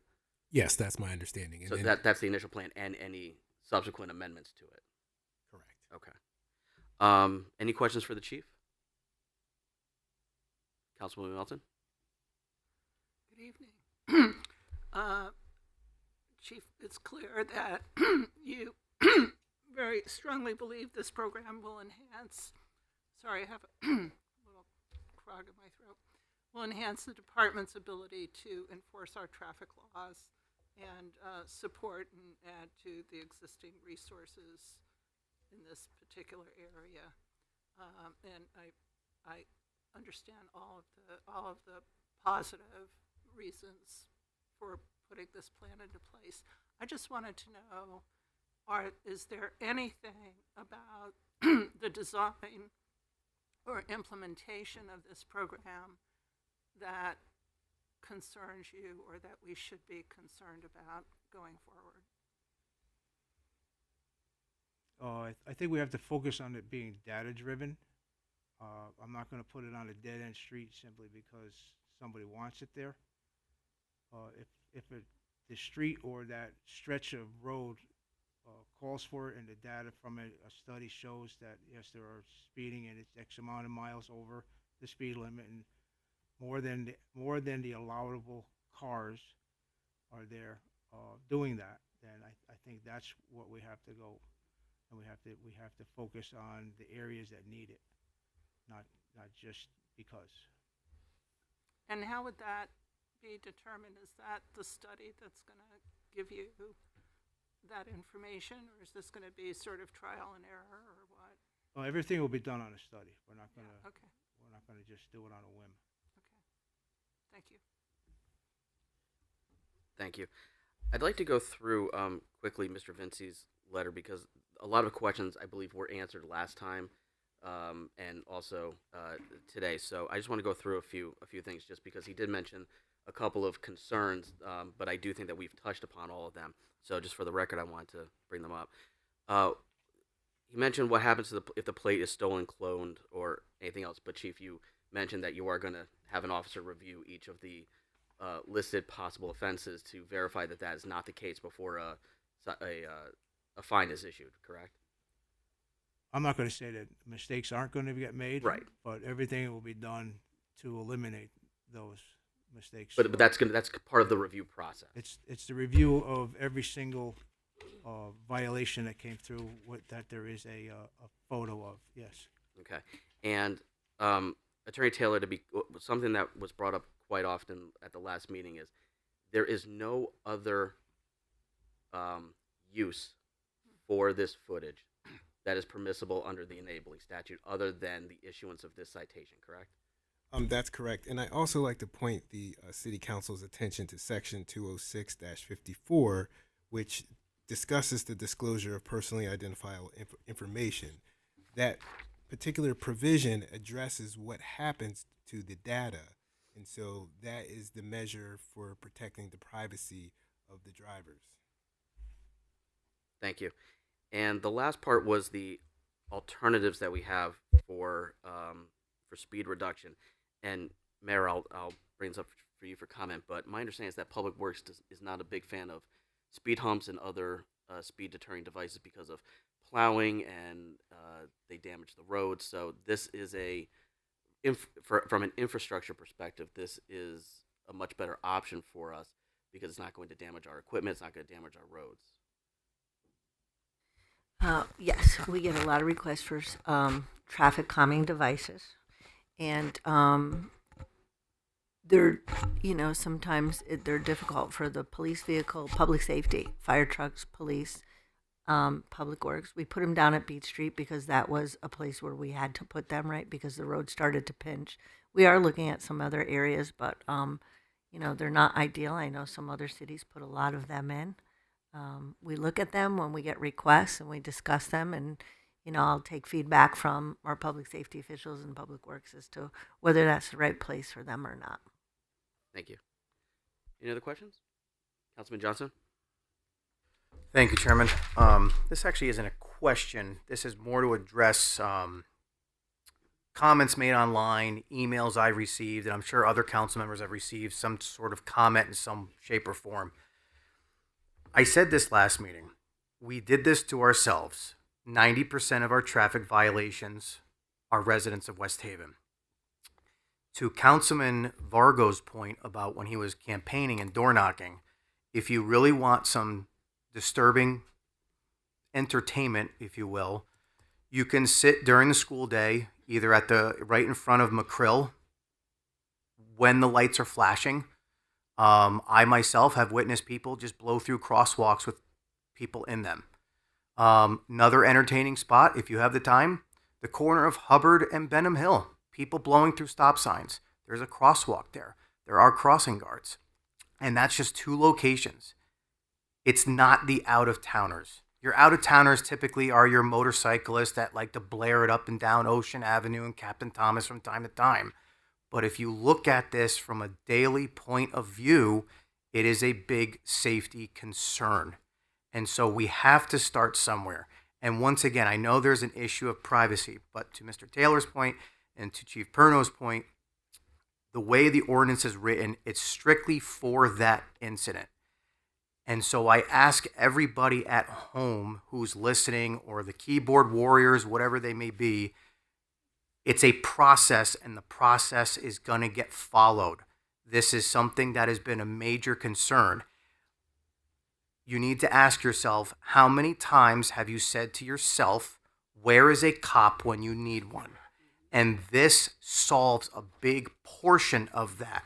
We don't have the manpower at the PD for a cop to sit at every intersection. It's not doable. Chief Perno will tell you to your face, it's not possible. There's construction. We need officers on the roads. We have our daily school officers doing their tours and walkarounds, and then you have your traffic units. We don't have the manpower. This is an ultimate solution, or I should say, this is an ultimate step in the right direction for the solution that we've been looking for. So please be patient. This is not going to be rushed. Thank you, Mr. Chairman. Thank you. Any other questions? Councilwoman Heffernan? Hi, Chief. Hi, Mr. Taylor. I know that the pedestrian deaths in the last 2 years have been exponentially higher than what they have been in the previous 10 years. And, you know, I walk all the time. I live on a busy street. You think where's a cop when you need one? I actually saw a police officer pull someone over because they blew through the crosswalk while I was in it.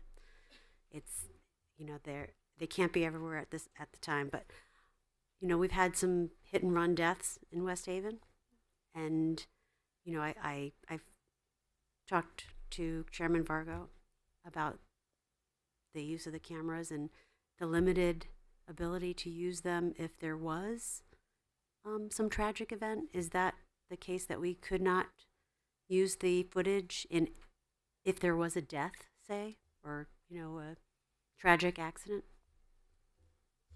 If the person that was the evading vehicle was speeding, that's the only time the photo would have been taken. But if they're going the speed limit or the allotted amount over the speed limit, there's no photo taken of it. But if they were speeding, it is a usable photo? Absolutely. Okay, thank you. Councilman Donovan? Thank you.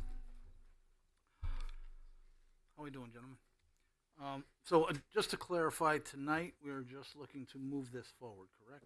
Correct. That we're moving forward to So approve the ordinance. The in-depth questions could come later on placement of where things are. Correct. It also states about stop signs, right? People rolling through stop signs and everything. Are they videos or are these still photos? What we're talking about right now is speed only. The red light, Okay. the red light cameras are totally something different. So that's not what we're looking at No. tonight as well? No. Did I To- read something? To clarify, I think that this ordinance does contemplate that, but I don't And believe that's that's a future thing. There's no one out there that does stop signs at the moment. The only stop signs are the ones on the buses. They do red light cameras. Okay, so that was my concern, 'cause I Yeah, that's read it and I was like, how is that taking a photo? We're doing still baby photo of steps that. right So now. no, I'm all for, especially around the schools. We'll talk about more later on about placement and stuff when you guys come back with that. But yeah, that's pretty much why I wanted to just clarify with that. But like I said, there's it's going to, not every school is going to have Right. them unless the data shows that it's necessary. I can't see them being the data saying that we need one at Savin Rock because it's all just either a one-way street or it's just one block and you really can't get that much speed in a block. Well, I shouldn't say that. You probably could, but definitely McCrill, I think, and most of the vendors, they get the permitting from the state of Connecticut. We don't have the permit rights to do it on that road. Maybe we'll look at Washington, maybe the stretch south of Brown Street, see what that looks like. The vendors will give us wherever we want, within reason, a speed study location. So we can do Captain Thomas Boulevard, we could do Kelsey Avenue. It's near a school to me. We're definitely gonna do South Street. Definitely going to do McCrill, and we'll fight to get the thing from the state. We'll do Ocean Avenue. We've had numerous accidents down there that were speed related. So That's the state now. Their ears are running. So yeah, we're not going to. We've been very cautious with this. We've been talking to other departments. We've been talking to other people that have this. We've been talking to vendors, and like I said, we're talking to this one vendor who basically is telling us everything that we need, not what we want, but everything that we need. You don't need this, but you need this, and that's what we like. No one's going to sell us something that we don't need or tell us we need something that we're never going to use. And the speed studies are going to tell us where those things are needed, those cameras are needed. maybe the next step, maybe we'll be coming back to you guys in a couple of years or so, and we'll say we're going to go for red light cameras. But the company that we're looking at, they've got 4 or 5 places, cities that they have it in. They got another 4 or 5, maybe 8 that they're looking to get in. I think Milford is one of them they just signed with. So, yeah, Milford's got a lot of the state roads. Route 1 up by the post. That's where they're putting the red light cameras. Yeah, we do red light cameras. Where the state will be out of debt in about a week and a half. I appreciate that, and again, I know you're not, you yourself and the department, the PD is not looking at it as a revenue, and neither would I. I'm looking at it for the safety issue, but let's face it, it will generate revenue, right? Now, those cameras that are on the state roads, does the state get that money? It's my understanding they do not. It's ours. Oh, it will be ours. Okay, that would have That's been. why I guess you got to get the permit. That's right. Okay, thank you. That's all the questions I have for this meeting. Thank you.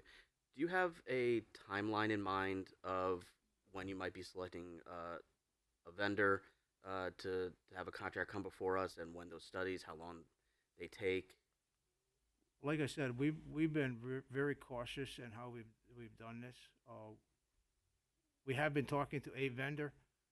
We've looked at others, but we haven't, and we haven't put out anything for us yet. So after this meeting, maybe not tomorrow, maybe Wednesday, I'll give them a call and say, hey, listen, we're going to go forward with the speed studies. I didn't want to have them do anything. I didn't know how you guys were going to basically agree on this or not, to be honest with you. Any other questions? Councilwoman Callahan? Thank you, Mr. Vargo. Hello, Chief. How are you? Good. How are you? I was just curious, how do they do those speed studies? Is that those things that flash and say you're going over 30? Is that the speed study No, thing? those are ours. Okay. We just put those Can you out. elaborate on how does a speed study work, and like how that determines where the cameras go? Basically, what that is just a very, very inconspicuous box that they put somewhere. Oh, okay. And it records the data.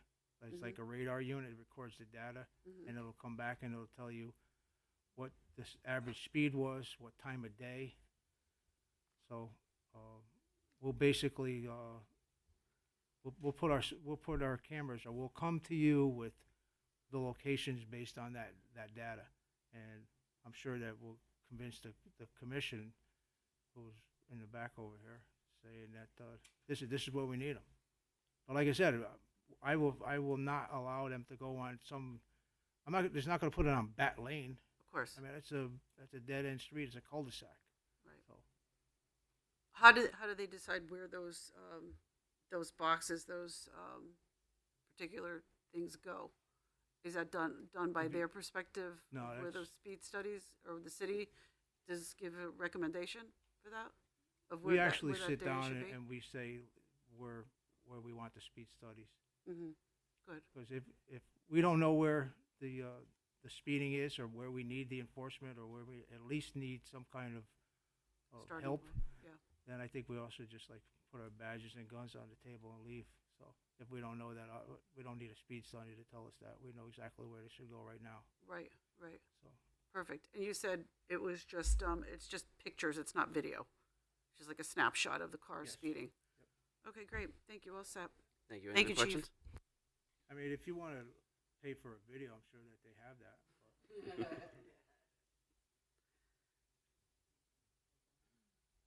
Mayor? I am. I don't want to take anybody's turn.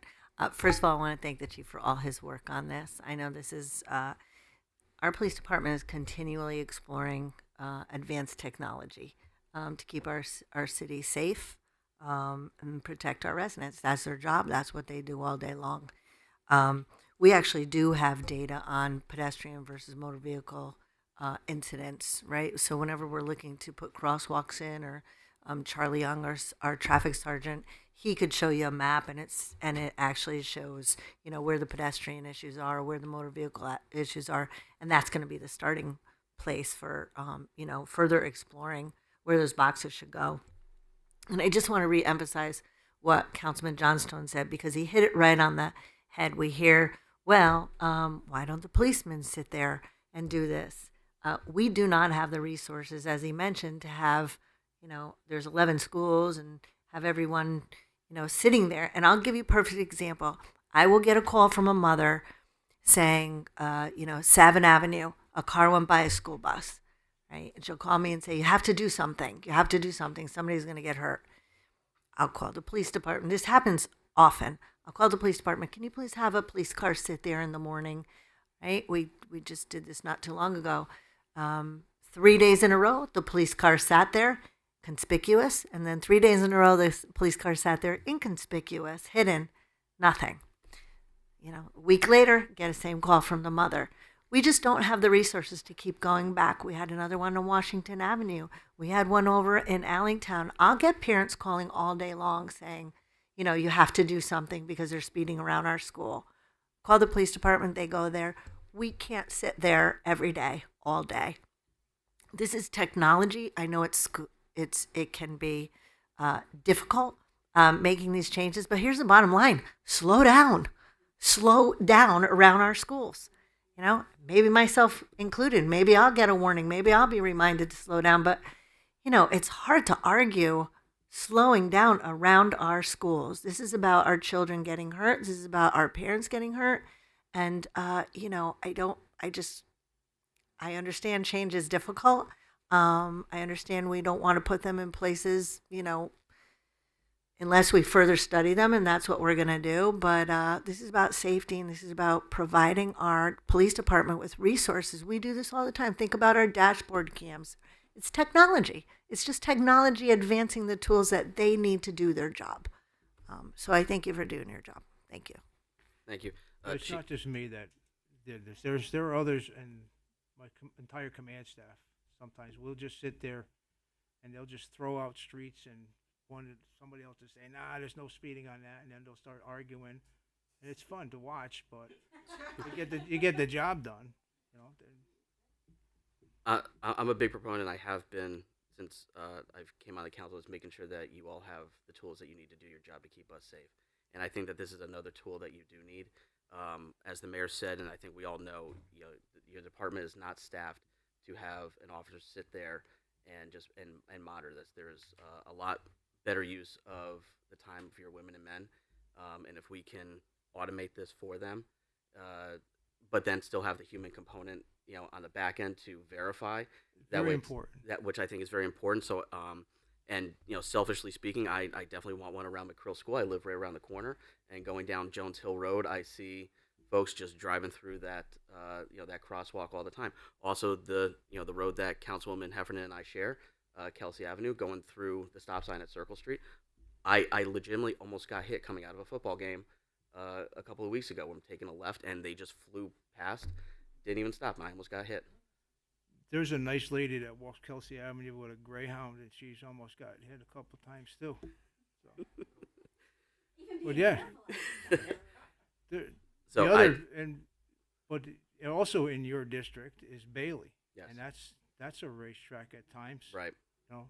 Whether it's in school or not. Summertime it still is. People rush into our lovely beach. And the other thing I like about this ordinance, and it's partly because of the enabling statute, is there's a lot of protection here. There's a lot of data privacy rights. There's multiple avenues that has to come before us. So we're not just giving a blank check and a green light for everybody, no pun intended, for you all to just do anything. So there's a lot of checks and balances still built into this. So I'm very, very comfortable with doing this, and I thank everybody for their hard work for it. Any other questions or discussion? Seeing none, on the committee, all in favor? Aye. Aye. Any opposed? Any abstentions? Motion carries. One last question from me. So would it be prudent of me to go ahead with a traffic study? Would you want that now? I'm hoping that we're going to be done here in about 20 minutes. If you could wait that long and have the council vote on it, then I think you're good to go. Perfect. Thank you.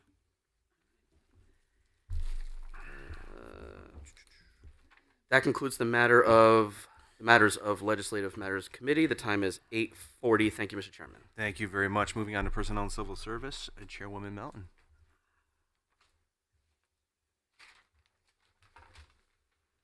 Thank you, Chairman Pascal. I'm going to get this frog out of my throat. The time is now 8:40. The Personnel and Civil Service Committee is now in session. Present are Councilman Vargo, Councilman Donovan, Councilman Johnstone, and myself, Councilwoman Melton, acting as chair. Absent is Councilperson Locks. From tonight's agenda, we have before us Communication E from Mayor Dorinda Borer regarding the appointment of Brent Kosha, 430 Glendevin South, West Haven, Connecticut, 06516, to the West Haven Board of Police Commissioners. Mr. Kosha's appointment will be to fill the current vacancy and be effective immediately and will expire on November 1, 2030. I'm looking for a motion to approve. Motion. Second. Any discussion? Anyone from the whole council? All right. I think the mayor. Mayor? Sorry. Yep. Thank you very much. Brent is currently on the Planning and Zoning. Well, he just resigned from Planning and Zoning Commission for this appointment, and he also served as chairman of our ethics board for a number of years. And I trust he is a very competent, professional, and confidential person that will serve the police commission well. Thank you. Any other comments? All right. All in favor? Aye. Aye. Any opposed? Any abstentions? Madam Chair, I abstain. Okay. Motion passes. I have communication F from Mayor Dorinda Borer regarding the appointment of Sammy Rivera, 14 Hamilton Street, West Haven, Connecticut, 06516, to the Planning and Zoning Commission. Mr. Rivera's appointment will be to fill the current vacancy and be effective immediately and will expire on November 1, 2030. Looking for a motion to approve. Motion. Second. All right, any discussion in the committee? Outside of the committee? Yeah? Thank you. Thank you, Councilwoman. I'm recommending Sammy because he is an alternate on Planning and Zoning for a significant period of time. And in that time, he's demonstrated his commitment to business growth. He's a business owner himself, but he's also a fair decision maker and professional. Thank you. Thank you, Mayor. Any other discussion? Okay, all in favor? Aye. Any opposed? Any abstentions? Motion passes. Communication G from Mayor Dorinda Borer regarding the reappointment of Harold Burns, 70 Oxbow Lane, West Haven, Connecticut, 06516, to the Savin Rock Community, formerly known as West Haven Housing Authority. Mr. Burns' reappointment will be effective immediately and will expire on November 1, 2030. Looking for a motion to approve. Motion. Second. Any discussion within the committee? Outside the committee? Mayor? Oh, go ahead. Do you want to? I just wanted to say that I've known Al Burns for almost 60 years, and he's a wonderful man, and he's a wonderful resident of West Haven, and I can't think of anyone better. Thank you. Mayor Borer? Yes, I'm recommending Hal Burns. He has been sitting on the Housing Authority for a number of years. It's a significant population, a very often vulnerable population, and I have partnered with him on many initiatives, and I think he's certainly worthy of a reappointment. Thank you. Thank you, Mayor. Any other comments, discussion? All right, all in favor? Aye. Aye. Any opposed? Any abstentions? Motion passes. Communication H from Mayor Dorinda Borer regarding the reappointment of Bessie Mara, 4 Hillside Street, West Haven, Connecticut, 06516, to the West Haven Finance Board. Ms. Mara's reappointment will be effective immediately and will expire on November 1, 2028. I'm looking for a motion to approve. Motion. I'll second, but I have discussion with this. Okay, we'll I'll open up for second it for now. discussion. Okay. All right. Open for discussion, the committee. Yes. Councilman Donovan? It's just that her application is not fully filled out. Is that? Yeah, we saw that, and we can request her, we will request her to complete the form. I think she has some sections in the back that she hasn't filled in. So we can. I'm saying we can pass this with. We can move it the forward amendment? we can move it forward for approval and approve it and ask her to complete the. You have the floor, but if I Oh, may please. answer, Absolutely. Madam Chair. Yes. I think what had happened is the second page of the ethics form for Schedule A, she checked off the yes box. B, C, and D, she checked off no, and I imagine that's probably why B, C, and D are completely blank, because she checked off no, so she might have thought that she didn't have to. But I personally do not have an issue if she checked off no on these to move this forward tonight, and then just ask her just to formally complete the rest of the document and submit it in due course. I'm okay. Yeah, I'm okay with it. I just wanted to make sure Yeah, that no, it we- was we've seen legally that. binding. I'll open it up to the full council. Thank you. Councilman Pascal? So we actually put the that ethics form together, Chris and I. Is there anything? I don't have it in front of me. Is there anything that's stopping us from moving forward tonight? That In my opinion, disqualifies Mr. her? Chairman, no. Okay. So if there's nothing that disqualifies her, we could probably move forward on it. Anyone else on the mayor board? Would you like to say something? Sure. You know, as you can imagine, the finance board was a tough board a couple of years ago, and they stuck it out. And she's very qualified. She's well versed in finance and has been a great asset to me and the administration in helping us to move forward, and is worthy of reappointment. Great. Any other discussion, comments? Okay, so all in favor? Aye. Any opposed? Any abstentions? Motion passes. Communication I from Mayor Dorinda Boer regarding the reappointment of Wayne Valadas, 39 Trumbull Street, West Haven, Connecticut, 06516, to the West Haven Finance Board. Mr. Valadas' reappointment will be effective immediately and will expire on November 1, 2028. Motion to approve. Motion. Second. Okay, any discussion within committee? It's pretty much the same thing with the section Bs. You know, it's not complete. As long as we can get it completed, well, you know, we'll move forward with it. So we have to, so it's the two, Mara and Mr. Valadas. Yeah, if I may, Madam Chair. Yes. I think the same thing happened is that he checked off on the initial page no to Schedule B, so therefore didn't indicate anything on Schedule B. So We'll just do that as I'm comfortable with that. Yeah. Okay, and open it up to the full council. Yes. Councilwoman Donovan. Thank you. I just would like to say that I have known Mr. Valadas for many, many years. He has been such a strong community member. He is a fantastic asset to us, and I'm happy to see him, that the mayor has reappointed him again. Thank you. Mayor Boer?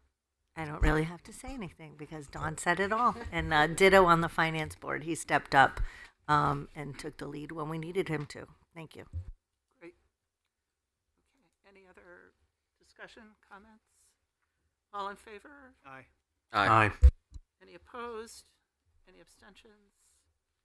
Motion passes.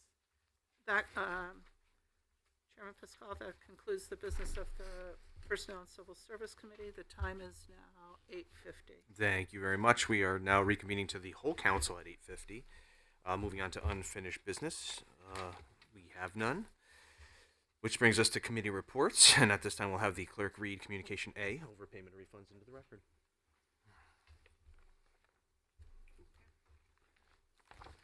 Thank you. Communication A from the tax collector regarding overpayment of refunds for November 2025, which will be filed with tonight's minutes. Perfect, thank you. Okay, first up on the report back is Finance Committee. Chairwoman Akbarali. Thank you, Chairman. To the Honorable City Council of the City of West Haven, your Committee on Finance met on the 10th day of November 2025 to consider the matter of Communication B, animal shelter donations. It is the unanimous opinion of the committee that the following motion be presented. Resolved, the City Council of the City of West Haven hereby approves the animal shelter donations totaling $450 to be deposited in the animal shelter donations account number 101-000-00-28285. Poodle Rescue Connecticut Inc., $45. West Haven Italian American Civic, $200. Gloria A. Telep, $50. Walter M. Saha, $50. Michael R. Telep, $30. Stacy M. Sinkovich, $50. Lori L. Parola, $25, totaling $450, and I so move. Thank you, Chairwoman. I have a motion to approve a matter regarding animal shelter donations. Do I have a second? Second. Second over there. Any discussion? Seeing none, all in favor? Aye. Any opposed? Any abstentions? Motion carries. Thank you, Chairman. That concludes the business and finance. Thank you. We'll move on to legislative matters. Chairman Vargo. Thank you, Mr. Chairman. Your Committee on Legislative Matters met this evening on Communication C from Mayor Dorinda Boer regarding an amendment to Chapter 156, non-residential landlord registration, specifically Section 156-2B, increasing each notice of residential address change fee from $10 to $20, and Section 156-4 increase the first violation fine from $250 to $500 and include the language, quote, or maximum allowed by law, end quote. And I will conduct the first read of the summary. An amendment to City Code Section 156, non-resident landlord registration, is being proposed. The amendment changes two sections, 156-2B, addressing registration, and Section 156-4, addressing penalties for offenses. The amendment to 156-2B changes the $10 fee to $20 for a notice of change of address for the non-resident landlord living in West Haven. Language is also included to change non-resident landlords living outside of West Haven a $100 registration fee and $20 fee for a notice of change of the address. The amendment to Section 156-4 removed the existing dollar amount of the fine and replaces it with the language, quote, up to the maximum allowed by state of Connecticut statute, end quote. Currently, the maximum allowed by statute is $500 for a first-time violation and $1,000 for each subsequent violation. The added language allows the amounts to automatically change when the state statute changes. Mr. Chairman, I am requesting a public hearing on this communication for November 24th, 2025 at 6:50. So be it. Thank you. Committee also met on Communication D from Mayor Dorinda Boer regarding an amendment to City Ordinance Section 101I, fees of the City of West Haven Fire Department, Allentown, and I will perform the first read of the summary. An amendment to City Code Section 101I, fees of the City of West Haven, Allentown Fire Department. This proposed amendment adds a line for a business fee and increases all remaining fees by approximately $25. These fees have not been reviewed or adjusted in over 12 years, so these increases are necessary to account for increases in providing these services. Mr. Chairman, I'm requesting a public hearing on November 24th at 6:55 p.m. We can make that happen. I appreciate you so much. Thank you. Mr. Chairman, the committee met on Communication B from the October 14, 2025 agenda from Mayor Dorinda Boer regarding an amendment to Chapter 206, Streets and Sidewalks, adopting Article 8, Automated Traffic Enforcement Safety Devices, and I will conduct the second read of the summary. Pursuant to the authority granted by Connecticut General Statute Section 14-307C, the proposed ordinance would amend Chapter 206 of the Code of the City of West Haven to add Article 8, Automated Traffic Enforcement Safety Devices, ATESDs. The proposed ordinance would provide for the placement of ATESDs in school zones, pedestrian safety zones, and other places designated high-risk zones by the Board of Police Commissioners after public hearings and approved by this Connecticut Department of Transportation. It allows fines in the amount of $50 for a first offense and $75 for subsequent offenses within 1 year, solely upon individuals detected by such devices in such zones to be 1, traveling above 10 miles per hour over the posted speed limit, or 2, failing to stop at a solid red light on a traffic control signal.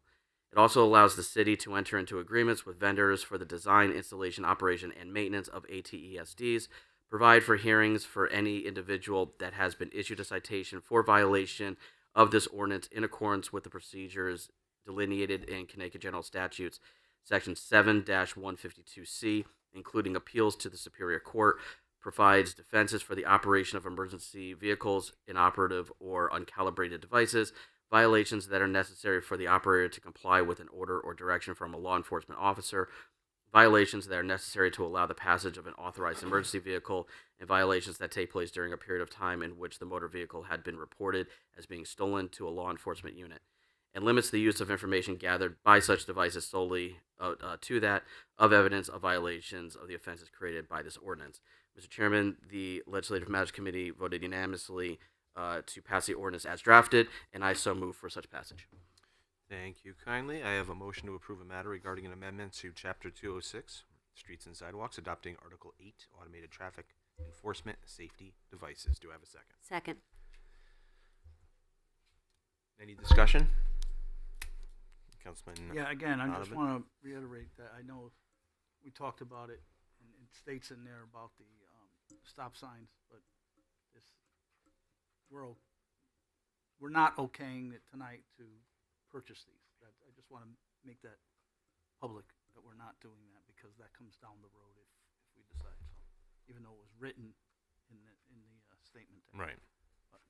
It does eventually have to come back to this body. Correct. Yep. Any Thank other you. discussion? All in favor? Aye. Aye. Any opposed? Any abstentions? Motion carries. Thank you, Mr. Chairman. Now, Chief, you can go. Mr. Chairman, that concludes the business of the Legislative Matters Committee. Thank you very much, which brings us to Personnel and Civil Service. Chairwoman Melton. Thank you, Chairman Pascal. To the Honorable City Council of the City of West Haven, your Committee on Personnel and Civil Service, to whom was referred the matter of the appointment of Brent Kosha, 430 Glendevon South, West Haven, Connecticut, 06516. To the West Haven Board of Police Commissioners, Mr. Kosha's appointment will be to fill the current vacancy and be effective immediately and will expire on November 1, 2030. Reports that the committee met on the 10th day of November 2025 to consider said matter. It is unanimous opinion of the committee that the following motion be presented.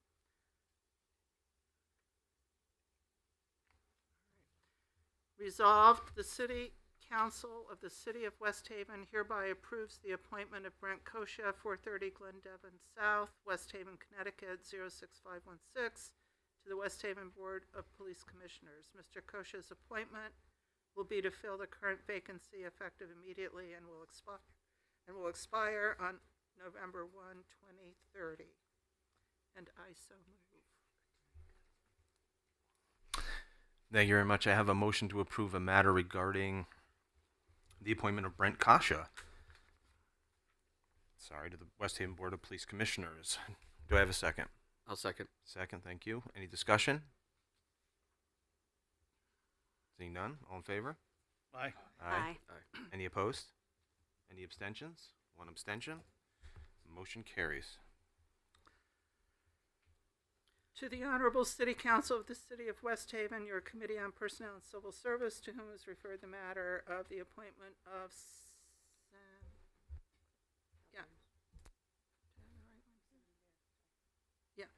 the appointment of Sammy Rivera, 14 Hamilton Street, West Haven, Connecticut, 06516, to the Planning and Zoning Commission. Mr. Rivera's appointment will be to fill the current vacancy and be effective immediately and will expire on November 1, 2030. We report that the committee met on the 10th day of November 2025 to consider said matter and it is the unanimous opinion of the committee that the following motion be presented. Resolved, the City Council of the City of West Haven hereby approves the appointment of Sammy Rivera, 14 Hamilton Street, West Haven, Connecticut, 06516, to the Planning and Zoning Commission. Mr. Rivera's appointment will be to fill the current vacancy and will be effective immediately and will expire on November 1, 2030. And I so move. Thank you very much. I have a motion to approve the appointment of Sammy Rivera to the Planning and Zoning Commission. Motion. A second. Second, sorry. Any discussion? Seeing none, all in favor? Aye. Any opposed? Any abstentions? Motion carries. To the Honorable City Council of the City of West Haven, your Committee on Personnel and Civil Service, to whom was referred the matter of the reappointment of Harold Burns, 70 Oxbow Lane, West Haven, Connecticut, 06516, to the Savin Rock Community, formerly known as West Haven Housing Authority. Mr. Burns' reappointment will be effective immediately and will expire on November 1, 2030. We report that the committee met on the 10th day of November 2025 to consider said matter, and it is the unanimous opinion of the committee that the following motion be presented. Resolved, the City Council of the City of West Haven hereby approves the reappointment of Harold Burns, 70 Oxbow Lane, West Haven, Connecticut, 06516, to the Savin Rock Community, formerly known West Haven Housing Authority. Mr. Burns' reappointment will be effective immediately and will expire on November 1, 2030, and I so move. Thank you. I have a motion to approve the reappointment of Harold Hal Burns to the Savin Rock Communities, formerly known as West Haven Housing Authority. Do I have a second? Second. Thank you. Any discussion? Seeing none, all in favor? Aye. Any opposed? Any abstentions? Motion carries.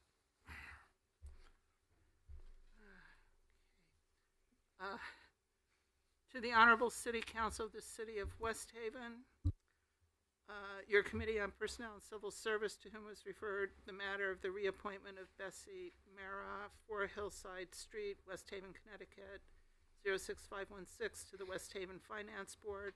Ms. Mara's reappointment will be effective immediately and will expire November 1, 2028. Reports that the committee met on the 10th day of November 2025 to consider said matter, and it is the unanimous opinion of the committee that the following motion be presented. Resolved, the City Council of the City of West Haven hereby approves the reappointment of Bessie Mara, 4 Hillside Street, West Haven, Connecticut, 06516, to the West Haven Finance Board. Ms. Mara's reappointment will be effective immediately and will expire on November 1, 2028, and I so move. Thank you. I have a motion to approve the matter regarding the reappointment of Bessie Mara to the West Haven Finance Board. Do I have a second? Second. Thank you. Any discussion? Seeing none, all in favor? Aye. Any opposed? Any abstentions? Motion carries.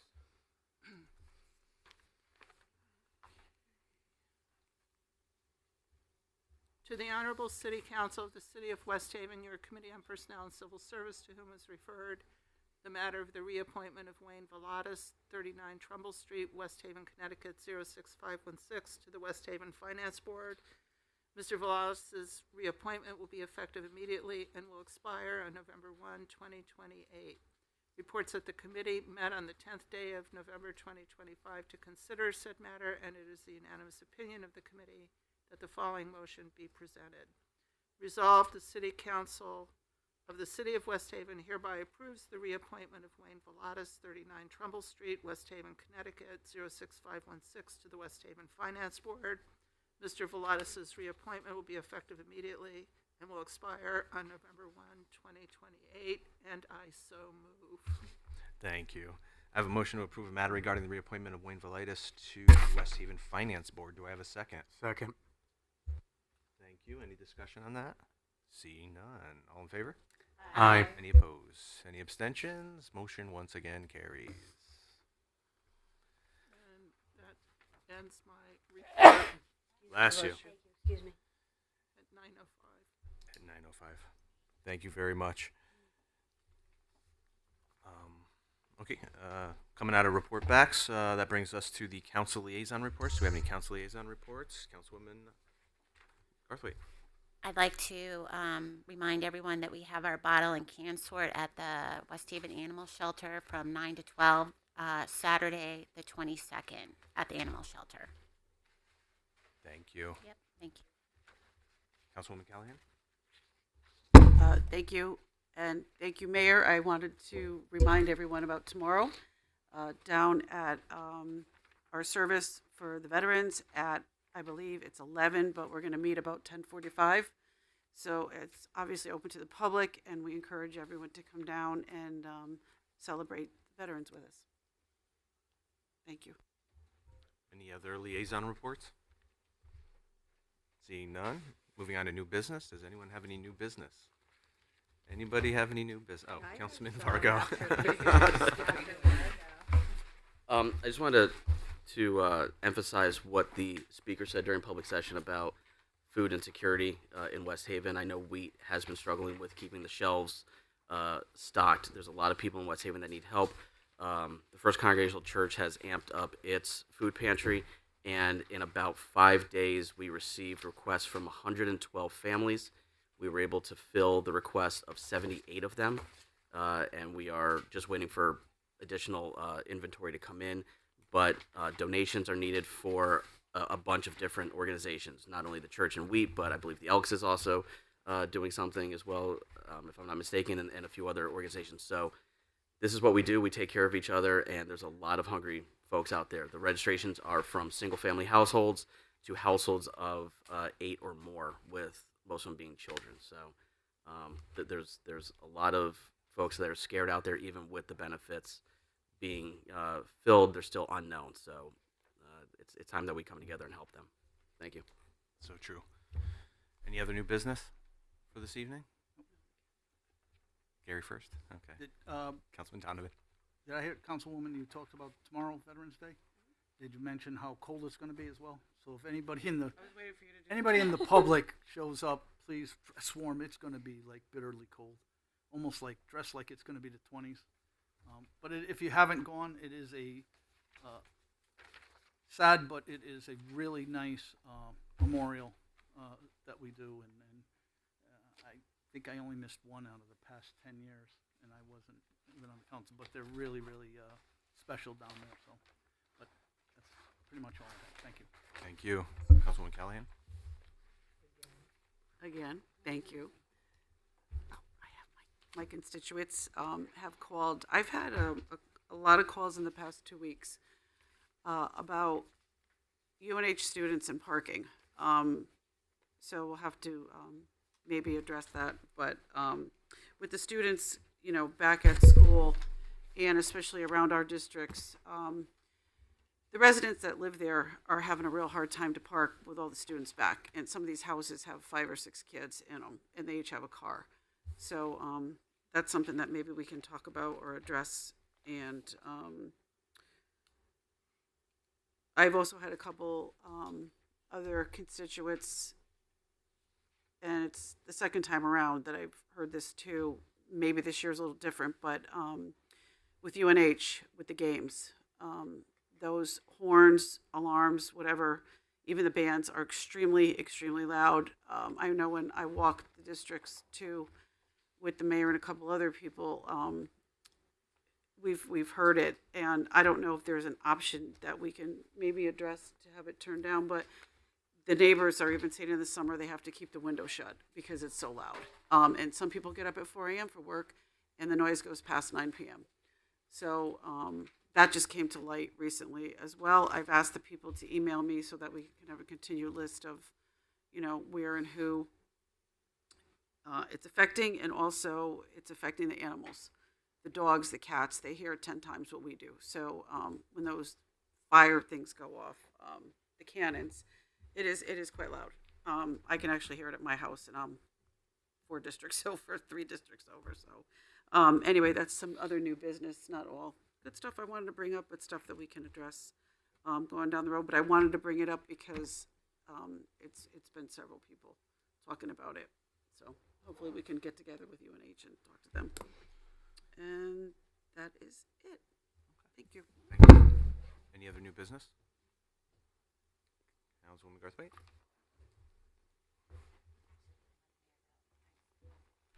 Mayor, I have a quick question. I always ask this question. Yes, what's going on with the Haven?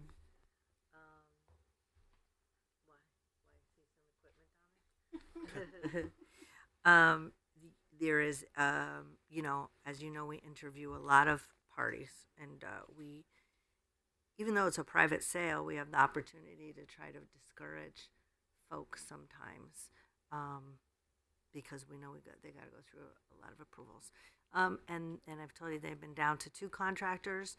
One has put a bid in, and so they're doing their due diligence. As mentioned before, the environmentals are very tough down there.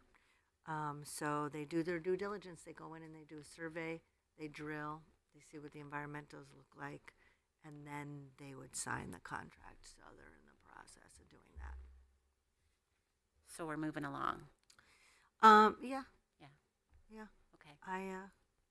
I meet with the developers. I meet with a lot of developers, and some are, you know, we can't. It's not the right fit, and some are getting closer. Some developers I've met with 4 or 5 times. They get closer and closer, but they're not there yet. Yeah, so we work it often. One of the things that we are focusing on, I don't know if I mentioned this in the last meeting. I did go meet with that developer in Oxford. A lot of people say, go talk to the quarry, go talk to the quarry. I had met with them months ago. Great family, great developers. They did a great job there. And they said, we already checked your site out. I said, oh, you did? And they said, you have a beautiful city. Got one problem. You come over that bridge, it's not just that section. You look to the right, it's that section. That's the gateway to your city. You know, it's tough to invest $20 million. So we had put together a plan, which I can't give all the details on, but I'm working on the other side of Kimberly Avenue Bridge, because I know that's a deterrent. So I'm talking to some property owners there, and talking to the state there to see what I could do to clean that up. That is more in our control than the site of the Haven. Yeah. And we did have, we also had a race study done of the coast all along the Haven and where our Coast Guard shack is, to see what portion of that line can allow for a pier, because we really didn't know that, because there's a bulkhead there. So we got that race study back, and it shows us where a pier can go, where a boat ramp can go. So we are now able to give that information to prospective developers to help them in their decision making. And then we also, most, you know, developers want to do residential. That's how they make money, you know. So we say, we understand there's going to be residential as long as it's market rate, but you got to have that commercial mix. So we try to connect the commercial with the residential. That's all good stuff. Thank you. It is. It's a lot of work. But that's what we're here to do. Yeah. Madam Mayor, why don't you just roll into the things you have for us this evening? Sure. So first of all, I want to congratulate everybody who ran for election and was successful. Our inauguration will be December 7th, so I just want to put out there's going to be information on social media, and there will be invitations that go out to those who are not returning. We will say thank you to you next meeting, and we will say our goodbyes. Speaking of UNH, I do think, Dawn, probably it's a good opportunity if you want to sit with the police department, right? Who's the police liaison? Oh, okay. So, you know, maybe you guys want to get together and talk about UNH. I was actually going to say some positive words about UNH, because I went to their football game when they played WestCon, and then Saturday I was there for the basketball game versus Penn State, and there was a football game, and there was lacrosse, and there was volleyball. And when I pulled into that campus, it was bustling, it was electric, it was an amazing campus. Like, you come down the street and all positive. And I want to give a real big shout out to Ronnie Quagliani, because, you know, he's head of public safety at the university. Those are massive crowds, even when it's a graduation, and everything is so smooth and organized. It's very impressive. We were not successful against Penn State, But we're at Division 1, and they're getting there. And there was just people from all over state, all over the city. And it's an economic driver for us. Let's not forget that. So I just want to mention that. Yes, I mentioned about the swearing in. Right before we came here, there was a swearing in for a new deputy chief in the Allentown Fire Department. We also had new inspectors sworn in and 2 new firefighters sworn in. Veterans event tomorrow. I just want to add the part that yes, it's at Bradley Point. Yes, it's going to be cold. We are walking over to the new panels for the veterans, the Vietnam Veterans Memorial. So there is that granite wall with the names of those who served in Vietnam, who lived in West Haven. We added panels with new names. So we're going to walk over there and honor the Vietnam veterans. There's a lot of other stuff to talk about, but I know you guys are getting late. The whiff and poofs were great. Tree lighting's coming up. Symphony's coming up. All sorts of good stuff. But I wanted to ask you if you noticed anything in the council meeting tonight. You did? Our picture is up. Yes. And I might say, what an attractive light-colored picture. But I made a copy for all of you if you want to take one and pass it down. Yes. You can have it, even though you're not in it. I want to thank my staff for putting it all together. I just have one gripe. My hair is not that gray in real life, I don't think. That was nice. I don't know about that. And we do have an exciting development coming up on Beach Street, which I will be able to announce this weekend. And hopefully November 18th will be the day that we see some action down there. Yay. Yay. I'd never say it until I have it in my hand, but it's coming. Thank you. And if that's it for everyone, I'll entertain a motion to adjourn. Motion. Do I have a second? Second. All in favor? Who would be opposed? Have a good evening, everyone. Thank you very much. Yes. Do you have to hand this to Nick, please? Thank you. Put it all together. Notes when I was going, or notes for the whole thing? Yeah. Those are extras. Chris, where's the Oh. notes? When I went to the ladies? The 3 that aren't here are True, I have. by Poor dog has Kathy. been struck a couple of times. Okay. What's that? Is it a rescue? Oh no, he's still Well, has it over there. she was born in 2020. So Right, just you. I know you wrote down what first and second. So that's the only thing I'm missing. Is what? But she's not truly a rescue because she was raised. But they were gonna kill her because she's white. You're gonna have to wait till Do you ever see a white, solid white greyhound? Because they killed them. So on these, Ruby is always the one that brings it up, and the second is. Which one did you talk about? F, G, H, I? Yeah. Or start from the beginning. So E, oh God, I didn't write down seconds. Vargo.